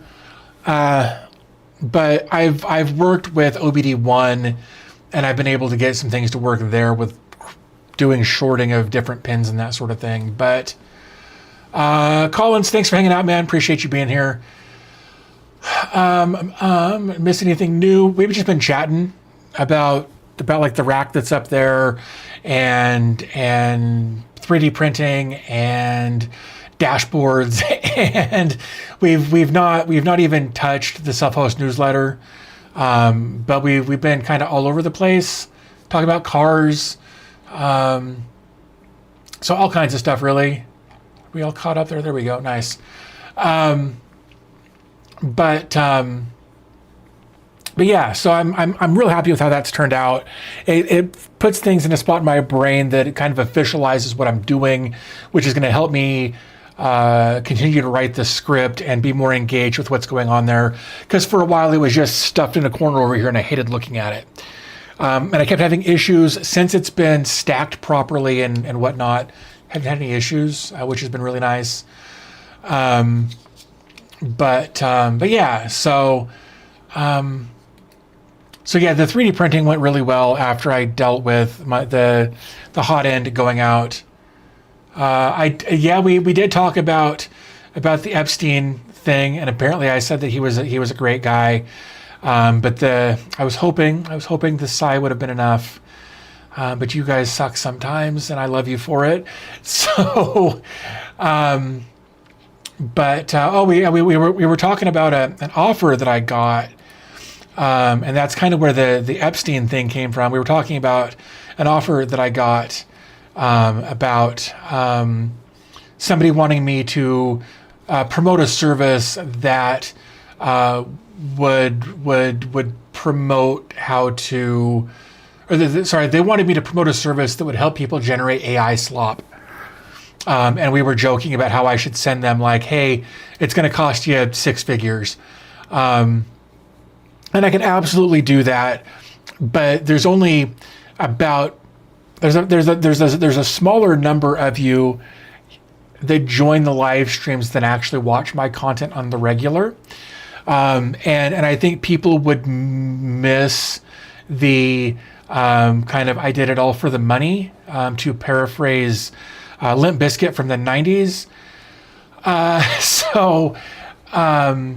But yeah, just this AI service that they wanted me to promote that was really just here's how to generate AI slop.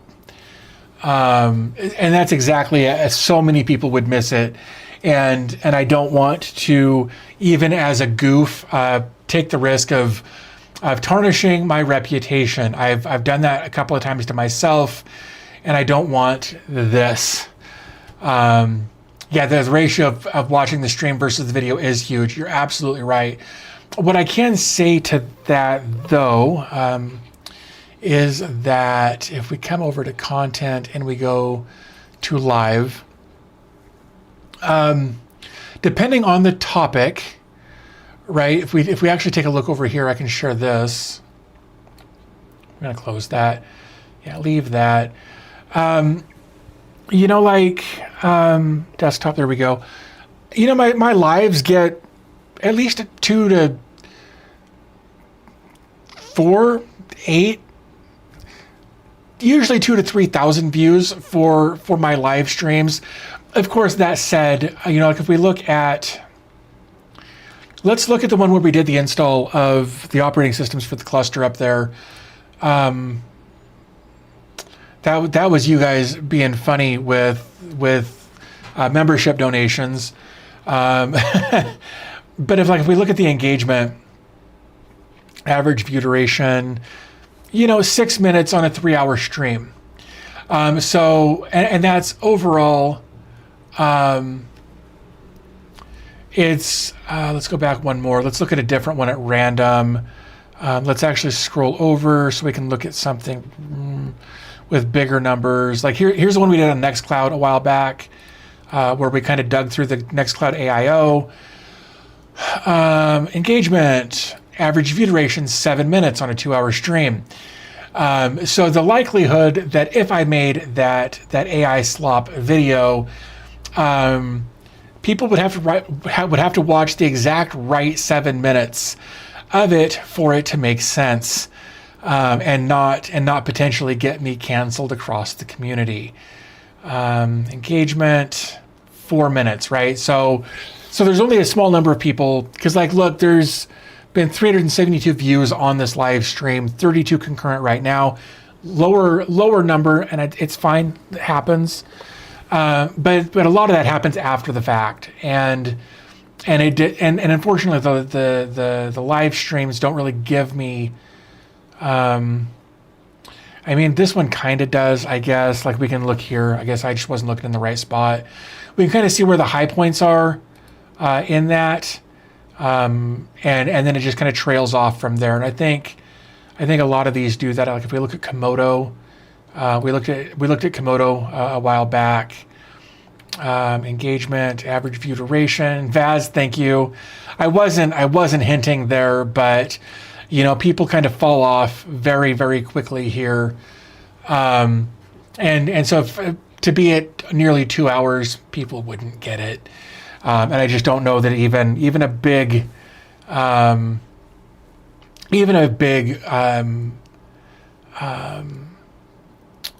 bump there, I don't think people would get it. I don't know that. A big sponsorship number. I don't know that it would be worth it, even as a goof. So it would be funny though.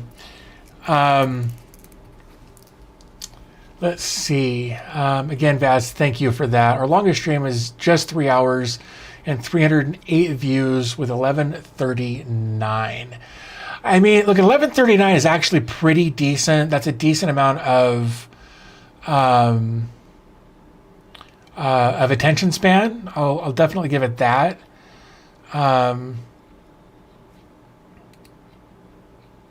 But yeah, no, it can be, live streaming can be rough. It really can. But I enjoy it. Like I enjoy hanging out and chatting and that sort of thing. But it's finding the right time to do it. And I mean, Saturday morning where I am, not a great time, all things considered, because people are out doing things on the weekend, right? If I was going to do this, I should do it in the evenings, in the evenings during the week is when I probably should be doing this for the most engagement. That's when all of my other Homelab people are doing it and having decent success. I go to subscriptions. You guys can see who I'm subscribed to and the kind of content that I watch.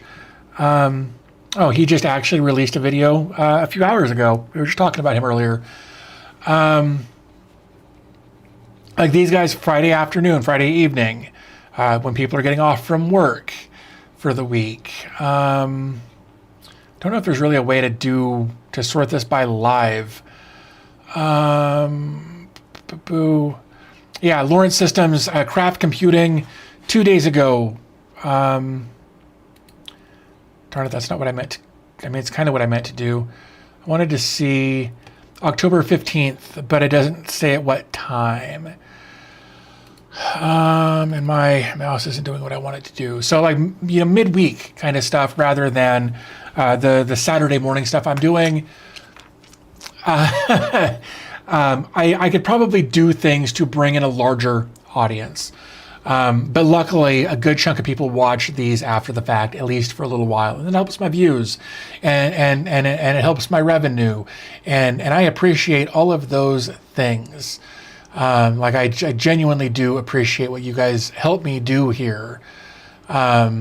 With the memberships and the donations, whether it's directly here or it's joining Patreon or it's the random PayPal or whatever. Like I genuinely acknowledge or try to acknowledge those things.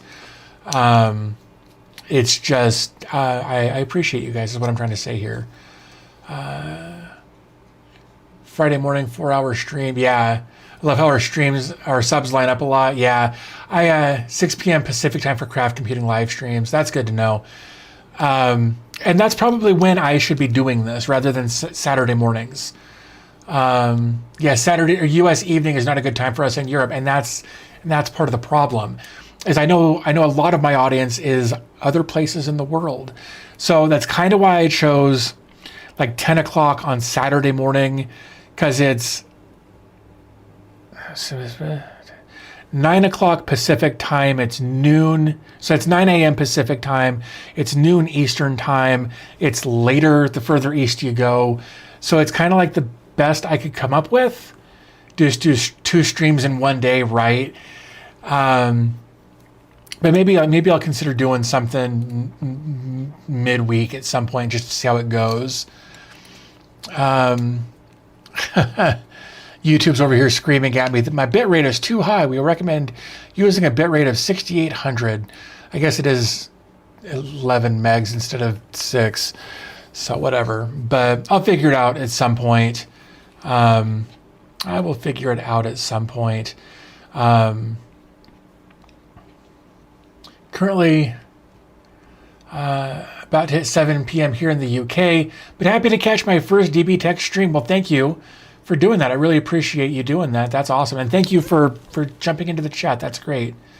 Problem is doing it another day is the newsletter releasing Friday. Well, and that's just it. Like, if I'm being honest, right? Like, when I started doing the newsletter streams in the past few weeks, when I did that, it's because I didn't have anything planned for that day. I had no topic to talk about. I'd already talked to Ethan about it, and he's like, "Yeah, man, have at." So my goal that day was to actually talk about that, and then we ended up talking about almost everything but that until kind of the very end. And I was like, okay, because like when I was doing these let's just hang out and chat streams, 10 people would show up, and I appreciate those 10 people, don't get me wrong, but it's almost clickbaity, but not intentionally, because at some point we usually get to the live or to the newsletter. So it's a bit of a mixed bag in that it's not, like I said, it's not quite clickbait, but it kind of is at the same time. The problem is doing, yeah. And so my thought is, you know, what if we did, you know, like the live stream we're doing now, right? Where we're hanging out, we're BSing, we're chatting, we're doing our thing. We'll eventually get over to this, right? And we'll talk about, we'll eventually get down to here, where these are updates. But down here, there's like new software. And of course, this is one of my favorite sections here. So there's a Docker backup thing. There's a Docker proxy filter. There's file portal. I kind of looked through some of these the other day. The problem is, and I guess while we're here, let's talk about it, is that during the summer, from my observation, developers are out doing their lives, right? Like they're going on their vacations, they're doing their family stuff, you know, their kids are home, whatever it happens to be. So the apps that are coming out are fewer and further between, right? So we're getting a lot of vibe coded stuff lately, and that's the other part of it, right? So the apps that people are actually digging in and doing isn't as great during the summer because of vacations and because of families and kids being home from school and all of those sorts of things. And that is its own set of issues. I can't fault them for wanting to go out and do things, right?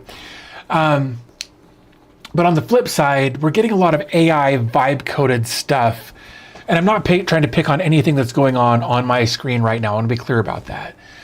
But we're getting a lot of AI vibe coded stuff that may or may not ever do anything. They may have just done it and it got picked up because it was something.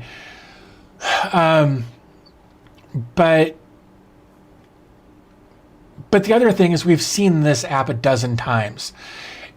And I'm not trying to pick on PauseNote or whatever, but I've seen this exact layout in a note-taking app a dozen times. So it makes it more difficult to find apps that are different enough and intriguing enough that makes me want to cover it, right?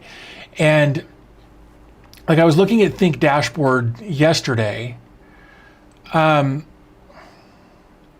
I only kind of got it to work. Like there's this, like it's, right, it's just categorization of links to things, and you can have your dashboard here ping your services and that sort of thing and tell you, cool, your response, your ping is 8 milliseconds, right? And that's fine. But is this any different than anything else we've ever seen? Is this note-taking app that we saw, this PauseNote, is it any different than anything we've already ever seen? And again, I'm not trying to take away from what the developers are doing. It makes it difficult for me to get excited about some of this when it's the same thing I've already seen. Like Yaths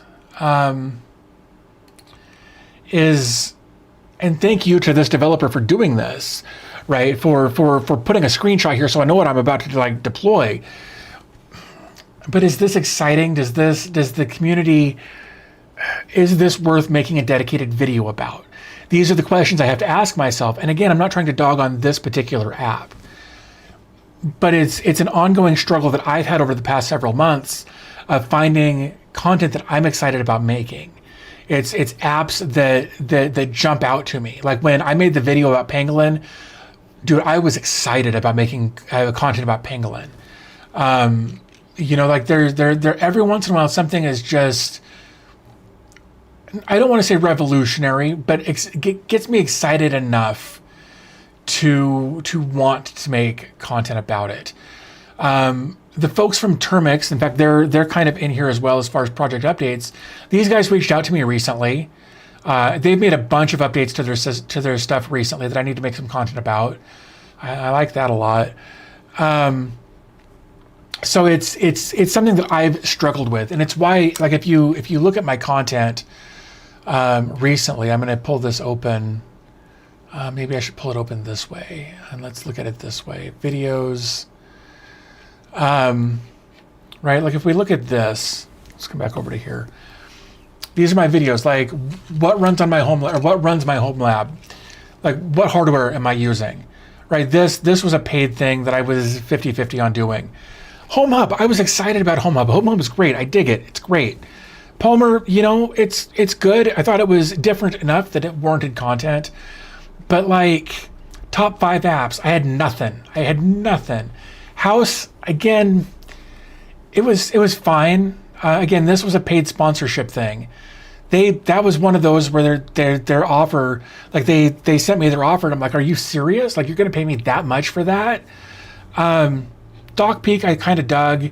Like, just some of these were just like what I actually run in my Homelab. I knew the video would do well, but I had nothing. Like Pangolin, I was really happy about making that video. But as the last few months have gone on, it's been like, man, it's hard to find content that's different, or containers that are different enough from things that we've already seen a dozen times. Or it's kind of a vibe coded mess. And that makes me sad.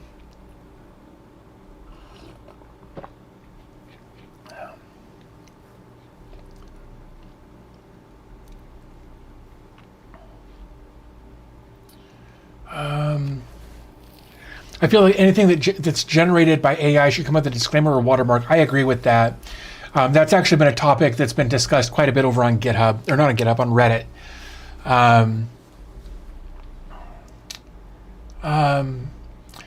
But I absolutely feel like they should disclose it in their GitHub repository or whatever, wherever they've got it posted. It should be disclosed.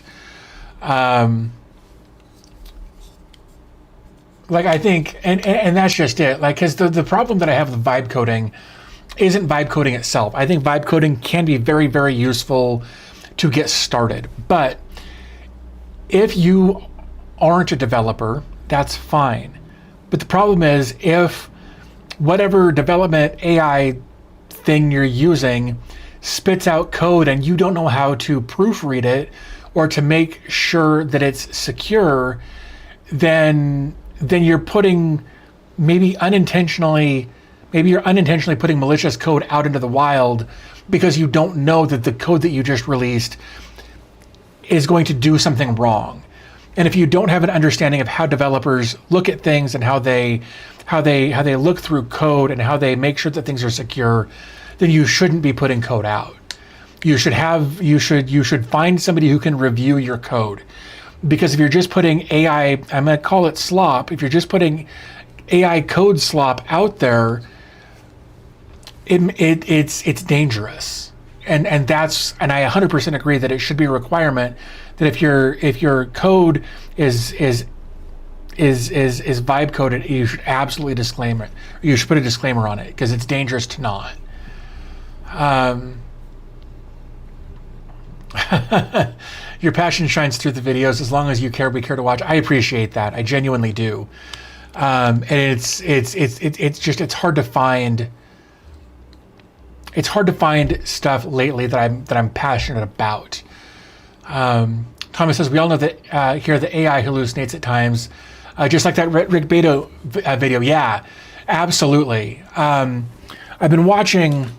I want to find it because I need to follow the guy. Let me see if I can find. Is it over here? There we go. Sorry, the bug. I wasn't being weird there. I mean, I was, but whatever. History. Here we go.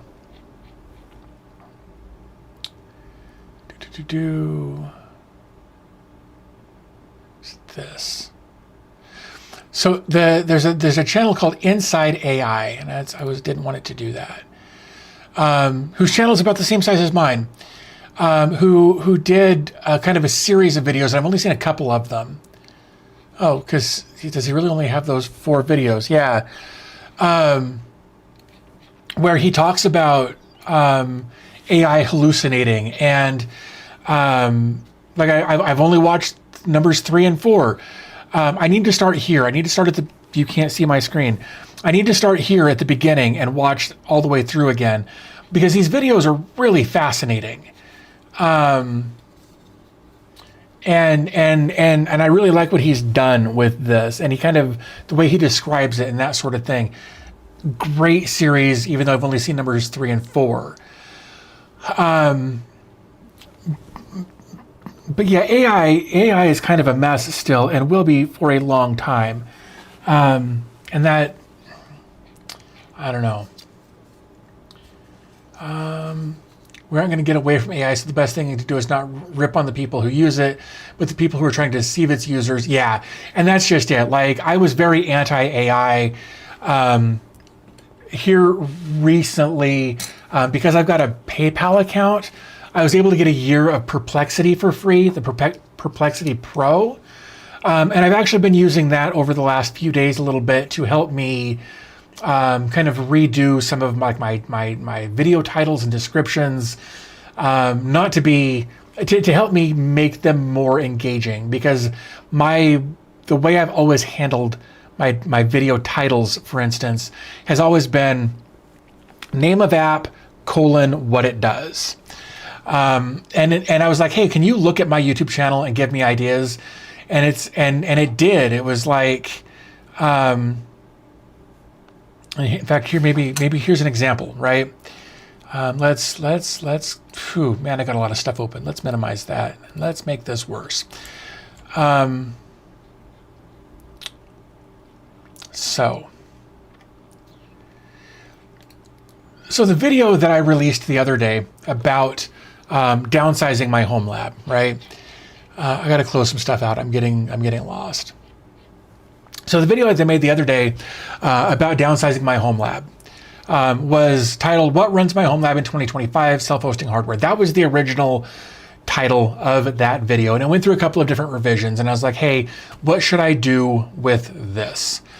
And we had this kind of conversation back and forth, and eventually cutting my Homelab power usage by nearly half my 2025 Homelab setup, and it helped me. It helped me kind of go through the process of changing my intro to my title, and it helped me kind of go through and reword some things to make it more engaging. So I've been kind of going through some of my other content here, as far as some of my titles. Some of them, it didn't change enough to make it worth it. So I've been trying to incorporate more of this stuff. Not to write my scripts, to help me work on my scripts, absolutely, but to help me cut out some of the nonsense, because I ramble. Even in my written scripts, I ramble sometimes. So I've used AI to help me kind of cut through some of that nonsense. I've had it help me rewrite my titles, my descriptions, those sorts of things, to help me gain more traction with my videos. So it's, I've been trying to embrace it a little bit more as I go, but not to the point of creating, completely AI content. I can't bring myself to do that. I considered it for a while, especially last year. I was hospitalized in January of 2024 for most of the month. It took me like 6 or 7 months to get back on my feet, emotionally, mentally, physically, the whole bit. My content was garbage. My mental health was garbage. And I was like, I can just use 11 Labs, and I can have it write scripts, and I can have it do it, and I can just become a faceless channel for a while. And it got 11 Labs was pretty close, but not close enough. And I didn't want to become that kind of creator. So I've approached AI in a way that I can justify ethically. Of course, there's at least to a certain degree, right? Because there's always these data centers are taking away water from rural communities to power and to cool and to do all of these things at the expense of the people who didn't want it there in the first place. So there's still that moral conundrum about it, right? I acknowledge that, I accept that. I'm still working through that part of things. That said, I mentioned earlier, I've got something hopefully coming in the next week or so that will allow me to bring that in-house, and then I can suck it up from the power consumption usage perspective of my own. And it's not the new NVIDIA thing, but it's kind of along the same line.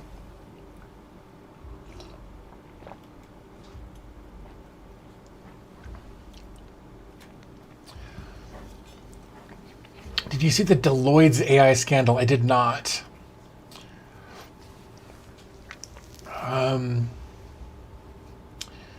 I don't have kids yet, but as AI currently, if it doesn't get better, then they're screwed. Absolutely.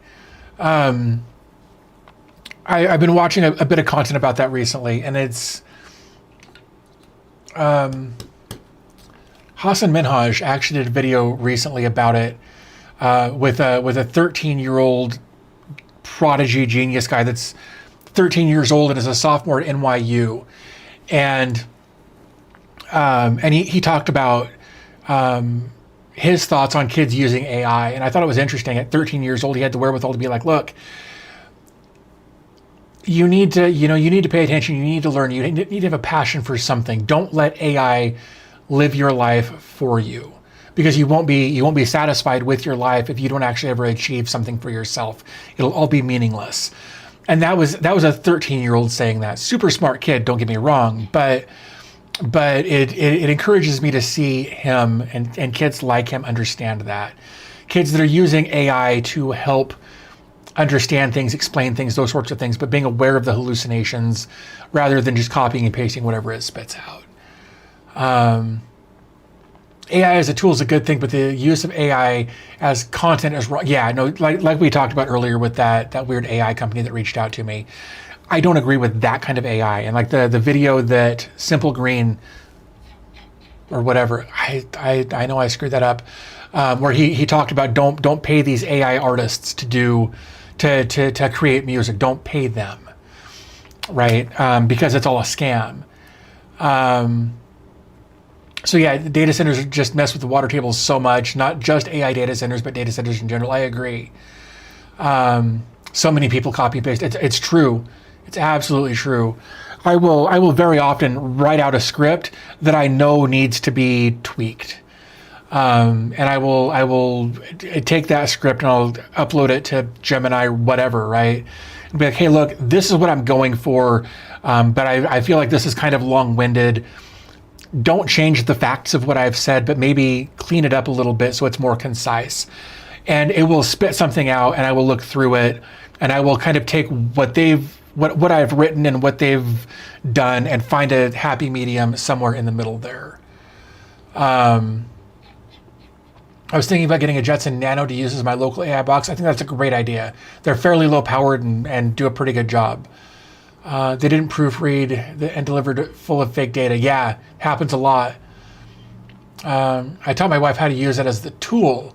She was afraid to use it, but I just told her to edit it and mess with it, what it gives you. That's basically what I do. I need a local AI, but I don't want to pay the power bill. I mean, here's the thing, like depending on okay, so my HL 15 that's back here, right? Idled at about 120 watts, doing nothing. But it would jump to a couple hundred watts when I was pushing it with AI and that sort of stuff with the GPU that's in there. Excuse me. So if you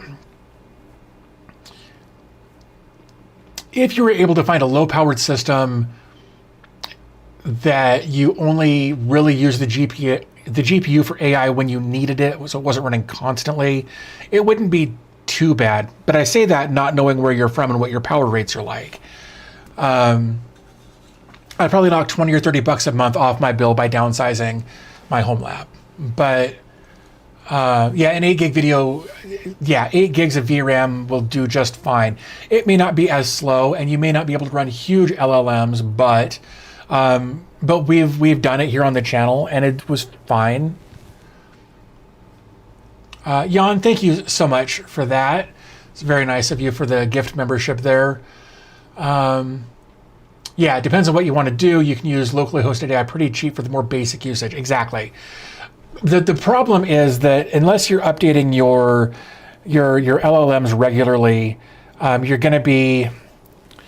you're obviously not going to be able to compete with, Perplexity or Gemini or whatever, right? But for basic stuff, there's a lot of different LLMs out there that are great for simple use things, whether it's writing scripts, editing scripts, coming up with ideas, content marketing. There's all kinds of different LLMs out there that are available as long as the VRAM on your GPU is enough. So you gotta find maybe a quantized version of that LLM so that it's more concise and more efficient. But lots of options out there. I'm trying to get better about learning to write my prompts in such a way that I get the best results. And of course, everybody's got a course, right? Everybody's like, pay me 50 bucks and I'll teach you the best prompts that you could ever know. I'm not going to do that. I'm going to find other ways to do that. But yeah, so I'm working on trying to be more proficient with it in a way that I can justify in my own brain. My HL15 is drawing 220 watts right now. I only have 10 drives in it. Yeah, I only had 2 in mine, and that 8 drive difference makes up for that extra 100 watts. So the big thing with AI right now is multi-instance LLMs. That would have to be a cloud service, and that's it. And that's where those big gnarly data centers that are tearing communities apart basically comes from. And it sucks. It's where we're headed. And until they can find a way to use something like nuclear power as the power source for those communities are going to continue to suffer. But even with that said, I guess if they quit using liquid cooling from the municipal source, if they could figure out some way to do something different with their cooling, there's so many things that they got to figure out. Is what I'm trying to say, and I'm not that smart. So Vaz says, one tip on prompting: always add as the final statement, do not reply randomly, and explain your reasoning step by step. It helps a ton on avoiding AI hallucinations, and that's a really good idea. I will often in my prompts, I will give it a list of instructions or whatever, and then I will end it with, ask me questions if you need clarification on anything. And very often that helps me a lot too. I get very good results by telling it to ask me questions rather than just spitting out what it thinks I want. And that works really, really well. I've been really happy going that route. No, I don't want to do that right now. I'm going to do this, and then, no, I don't want to do that. So, let me see here. Yeah. So this is my Perplexity account. And like I said, I've only been using it. This is all of the interactions I've had with it right over here. Apparently I can upgrade farther. Oh yeah, no, I'm right here. I got this for free for a year. I'm not going to do that. But one of the things I really like about Perplexity is I can say something like, what can you tell me about the content creator DB tech, right? And it will actually show me what it's going through. It will show me the different steps that it's taking to find these answers, and it will have its sources listed here. Content creators specializing in self-hosting Docker tutorials and home server setups. Their creator, with my full name there, provides step-by-step guides and tutorials on topics such as Docker applications, container self-hosted software deployment, Proxmox, Raspberry Pi projects, and server hardware. His content is aimed at primarily those interested in self-hosting and home labbing. He's active on YouTube, where he has built a significant audience, sharing videos about configuring self-hosting services, many PC reviews, and detailed project showcases. He also maintains an active Discord server for a community of discussions and posts supplementary tutorials on an online wiki. Like, right, doxed, right? Additionally, he has a presence on platforms like Twitch, Facebook, and Patreon, engaging with his audience through streams and newsletters. That's not necessarily true, but up to this point, true. He values his community feedback and continuously adapts his content to better serve his viewers' needs. Notably, supported the self-hosting community by co-hosting the first episode of the Self-Hosted podcast and remains a vocal advocate for the community. You have more detailed insights about his content. What else you guys want to know? But this is like, but again, like if you look, it's like, here's 20 sources, right? Like here's where it found all of this information. I don't know what this is. Oh,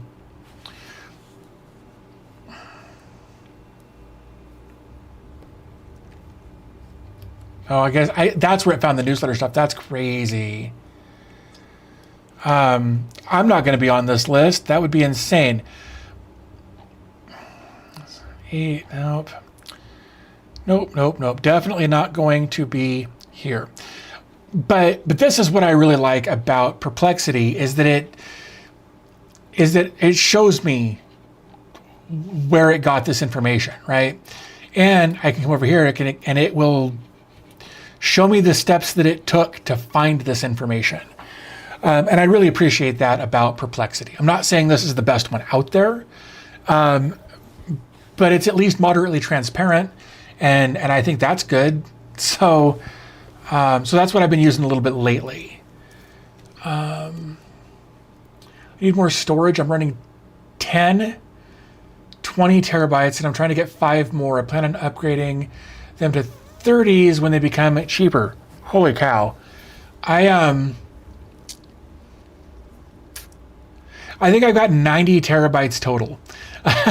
And that's not available. I mean, that's like raw available hard drives. Niche Monk says, hi from Germany. Well, hi. Thanks for joining. Appreciate you being here. Thanks for stopping by and saying hi. That's awesome. Sorry, I'm just trying to... There we go. That's what I was looking for.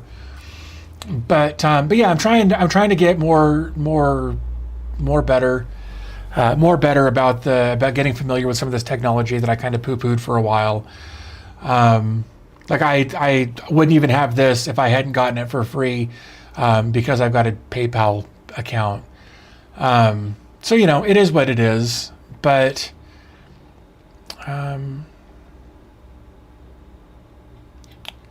oh, that's exciting. I'd love to convert it all to Flash, but that is big boy bucks. Absolutely. Can't imagine that. What's this? What is this? Oh. Huh. But yeah, so I'm trying to get more hands-on with the AI to help me create better content, to help me reach a wider audience. I may actually start creating more shorts, which seems weird for me to say that, but like, I come over to shorts. Oh, I can just do that from here. Content, shorts. Like if we look at this, like this is the one that I released yesterday about the rack that's behind me. 4,000 views. It took me 10 minutes to make that. And that included putting like the text over it and all that kind of stuff, because I can do that in in Premiere.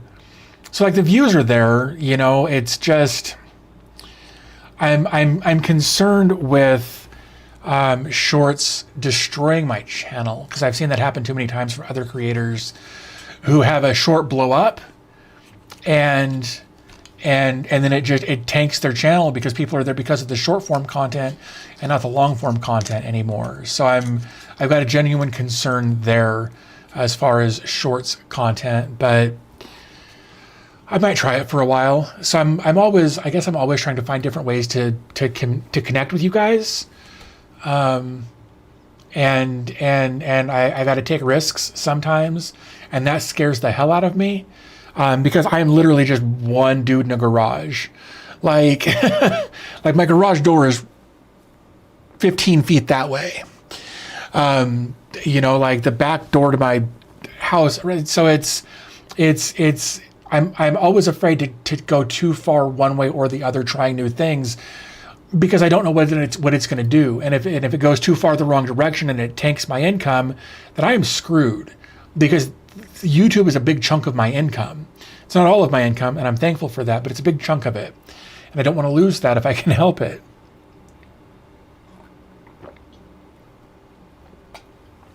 So, you know, always living in fear. It's a good way to live, I think. You need AI therapy to get over your frustration about AI usage, kinda. Sorry, Sidewinder, I wasn't trying to ignore you. Hi. He says, hi, DB, greetings from Sweden. Thanks for joining. I appreciate you. John says that's what I'm scared of. Yeah. I love how YouTube pushes creators to shorts and then it hurts their channel. Yep. Also, and I think there's an opportunity. What I've been thinking about doing, and it's the most no crap not realization, but thought, is make a short talking about the long form content. Duh. And I could knock out a bunch of them and just get it done. And I may use some AI to help me write some of those scripts, because I'm very long-winded. And I know that shorts can be 3 minutes, but I don't want 3-minute shorts. I don't. So I gotta figure out how to do that. But I think I might start working on some shorts for that kind of thing. I'll have to see what happens. Lots of ideas. But I got to get the meds under control before I try to dive too much more into that. Our audience apparently likes shorts. I don't know. I don't want it to attract the wrong audience, and that's a big part of it too. I heard Linus talking about that. He said it's made the views worse. Yeah. It's there are short form people and there are long form people, and that's fine, right? But one of the things that I've noticed, and this shows you how far behind the curve I am, right? We'll go back over here and we'll look at my content, or my subscription page. So the people that I watch, 22, 16, 15, 12, 27, 17, these are how long. This one from Fern is an hour. The one from Legit Screech Cars is an hour. Even Paul Hibbert, 20 minutes. Live streams don't count. IbraCorp, 23 minutes. You know, some of these are obviously shorter.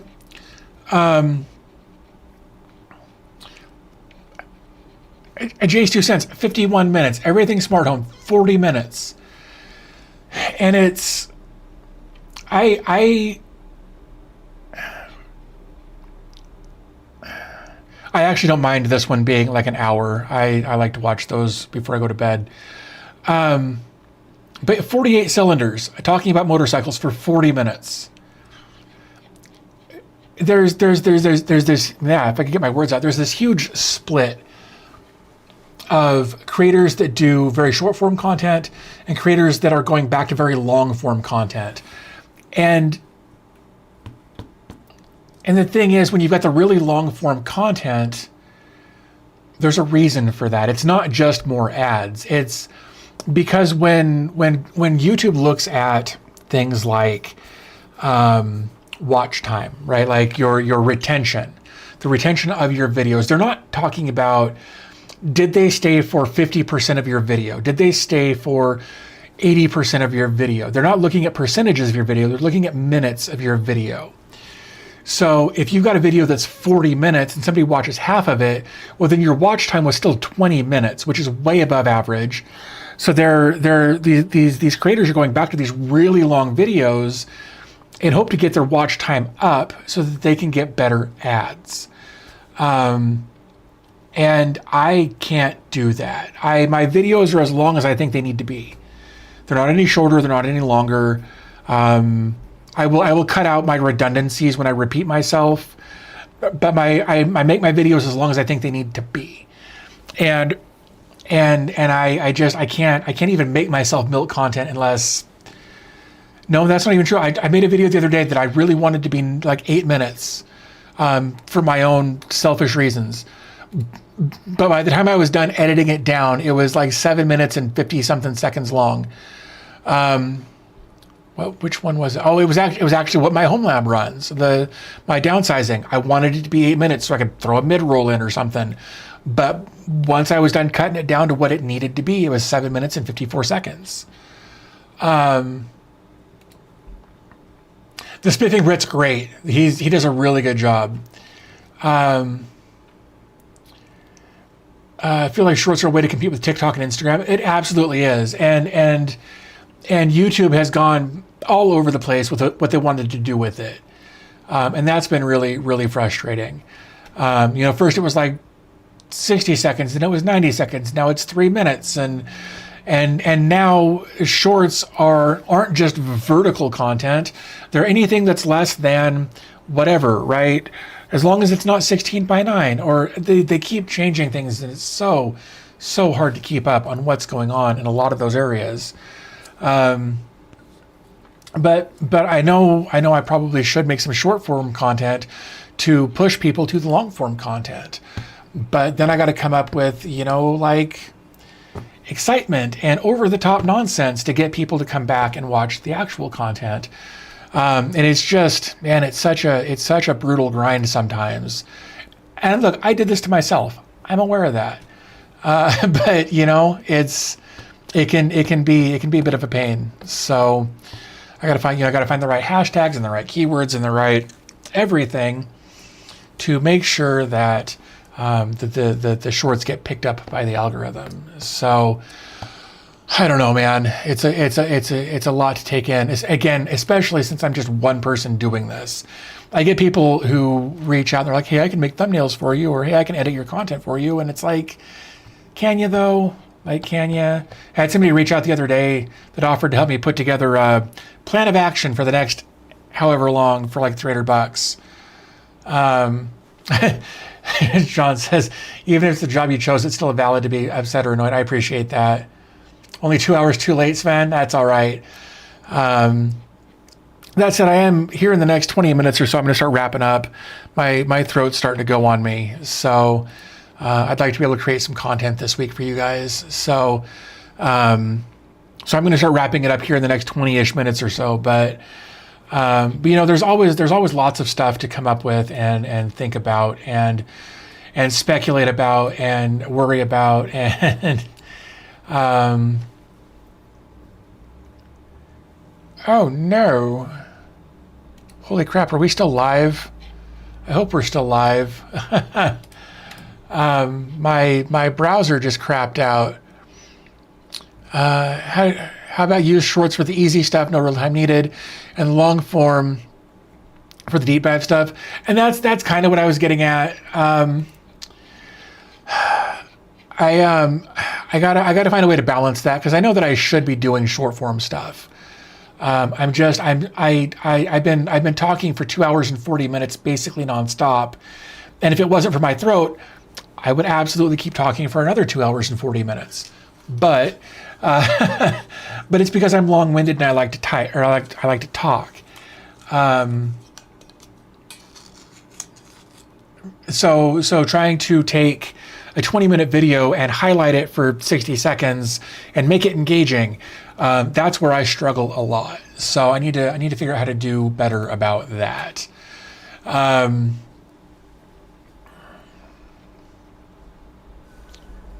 Yeah, people saying that you have it so easy is annoying. It's still a job. I don't know if you guys are familiar with Penguin Z0. He released a video a couple of days ago where it was the most transparent thing I think I'd ever seen. Let me find it. Yeah. So it was kind of a two-part thing. But basically, he was very, very transparent about Charlie the God, right? He was very transparent about his earnings and what his thoughts are on content creation and that sort of thing, and how he has changed how he's approaching everything. And I admire the crap out of him for it, but I'm not quite there yet. I haven't made the money that Charlie has. So for a while, I will probably still be dependent on your guys's, your generosity. Again, not trying to lead you anybody anywhere, but like, I haven't made the $40+ million over the past few years that he has from just ad revenue. So, but yeah, it was amazing that he did that. I was blown away when I watched that video last night. Just his, and it was funny because I was watching it. My wife was watching it with me, and he had mentioned just the ad revenue across both YouTube and Twitch was about $40-ish million. And of course, you got taxes, and that's it. It's just ads. Because he alluded earlier in that video to brand deals and sponsorships and that sort of thing. So of course, but he never actually mentioned what that was. And he doesn't have to do that, obviously. He didn't have to make the video he did. But it was just funny how he only touched on the ads portion of things. And my wife and I kind of chatted a bit about talking about how he didn't cover how much he had made in brand deals. And I can't even fathom what that would look like. And it's good on him. Like, it was a great video. If you haven't watched it, it's like 10, 11 minutes. It's definitely worth a watch. And I think he's a good guy. I've always liked Charlie's content. If you made the kind of money from ads, we would see you in a studio and not in a section of your garage. That's true. That's true. Or I would be in a house big enough for an extra bedroom. But I like what I do, so I come out to the garage and I do it, and I know that I will never make $40 million in ad revenue, and I'm okay with that. Like, my bills are paid, my credit is decent, my, things are good, and I'm not struggling like I was 5, 6, 7 years ago, right? Like, hell, even 3 years ago, like, I'm doing better. But I'm here and I'm doing what I like, even though it's stressful and even though my anxiety gets the best of me and whatnot. I'm still doing what I like. It's afforded me a lot of flexibility. Like if I have to go, if I get sick, if I land back in the hospital, I'm okay, right? Like, everything's pretty much paid to a point where I'm okay. When you're at the point of making $40 million a year just from ads, don't forget about us and invite us for a coffee. I would absolutely do that. I think that would be fun. Have a meet and greet kind of a deal. If I was making that kind of money, I would definitely fly some people out to have coffee. But I think it's going to be a while before we get to that point, because I'm not making $40 million a year.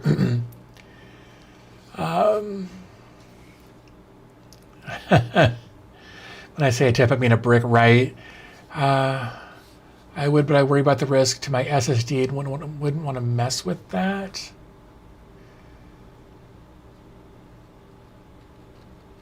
Huh. But anyway, like I said, my bills are paid. We're doing good. I swiped that away. And like I said, I've got a lot of flexibility. If I want to go, oh yeah, that's fair. It's actually so I actually had to start paying for my own insurance again because I hit a different income level, which isn't nearly as high as you'd want it to be, in order to have to start paying for my own insurance again. The SSDI, yeah, because I'm on that too because of the chronic kidney disease. And it is definitely part of my income, and it has saved my life literally. So there's a certain amount of concern about that. But if I was making Charlie money, I wouldn't worry about that too much. I'd be able to afford my insurance. I'd be able to afford everything. So it's a bit of a balancing act, but it's going well so far. And I'm just going to keep doing it for as long as I can. Basically, yeah, well, but you get it in taxes, which I wish we would do here. I would happily pay more in taxes if everybody got insurance, because I really feel like that's the way it should be. And I know not everybody agrees, and that's fine. You're allowed to think differently of that. I don't, whatever. But if you could pay less per month, and if we could all pay less per month in insurance costs, and everybody got insurance, it just seems like the smarter way to do it. But again, that's my thoughts on it. So you have to have my opinion, right? The social services saved my life in 2016. And if it wasn't for those services, I would literally be dead at this point. It was a real rough year, and we were on food stamps for about a year and a half. The Colorado took care of my family while I was sick, while I was recovering, and now I'm happy to pay for my own insurance because I'm helping other people not have to worry about it. That would only work in the USA. Health insurance is a commodity, not business. Yeah, and that goes back decades when that happened. But it was a money grab. It was absolutely a money grab, and that's what it's turned into. So anyway, I don't want to get too much further into that because I'll start seething. But yeah, so we didn't get to the self-hosted newsletter this week. There's some good stuff in there. If you haven't seen it yet, you should. You should definitely go there and check that out. God damn mosquito, man! I don't know why there's a mosquito in my garage right now. Go check out the newsletter. Find something. Sore subject definitely. If you're not part of the Discord, you should be. You come visit. What? That's not what I said. Why did it? I'm so confused. Copy a link address. Come join the Discord, hang out. We're usually chatting about something. Usually something going on. But yeah, I'm gonna go. My throat is about done, and that sucks. If you haven't subscribed, that'd be cool. If you haven't liked, that would be cool also. All the stuff that John is saying there. Would love to chat with you guys over in Discord so that I can keep chatting and not have to destroy my voice here. But I'm gonna go, I think, find some lunch. I'm gonna go maybe see if I can come up with some ideas about some short form content, and maybe play some Fallout 4. Oh yeah, like Vaz says. Also, when you go to the newsletter, fill out the survey for us. Ethan and I are planning on doing another self-hosting recap this year. So fill that out. That'd be awesome. Appreciate that. Thank you guys so much, as per usual, for hanging out, for chatting, for the whole bit. I really appreciate you guys. You guys keep me motivated to do what I'm doing here all of the time, even when I don't want to. So you guys rock. I'll see you again here real soon.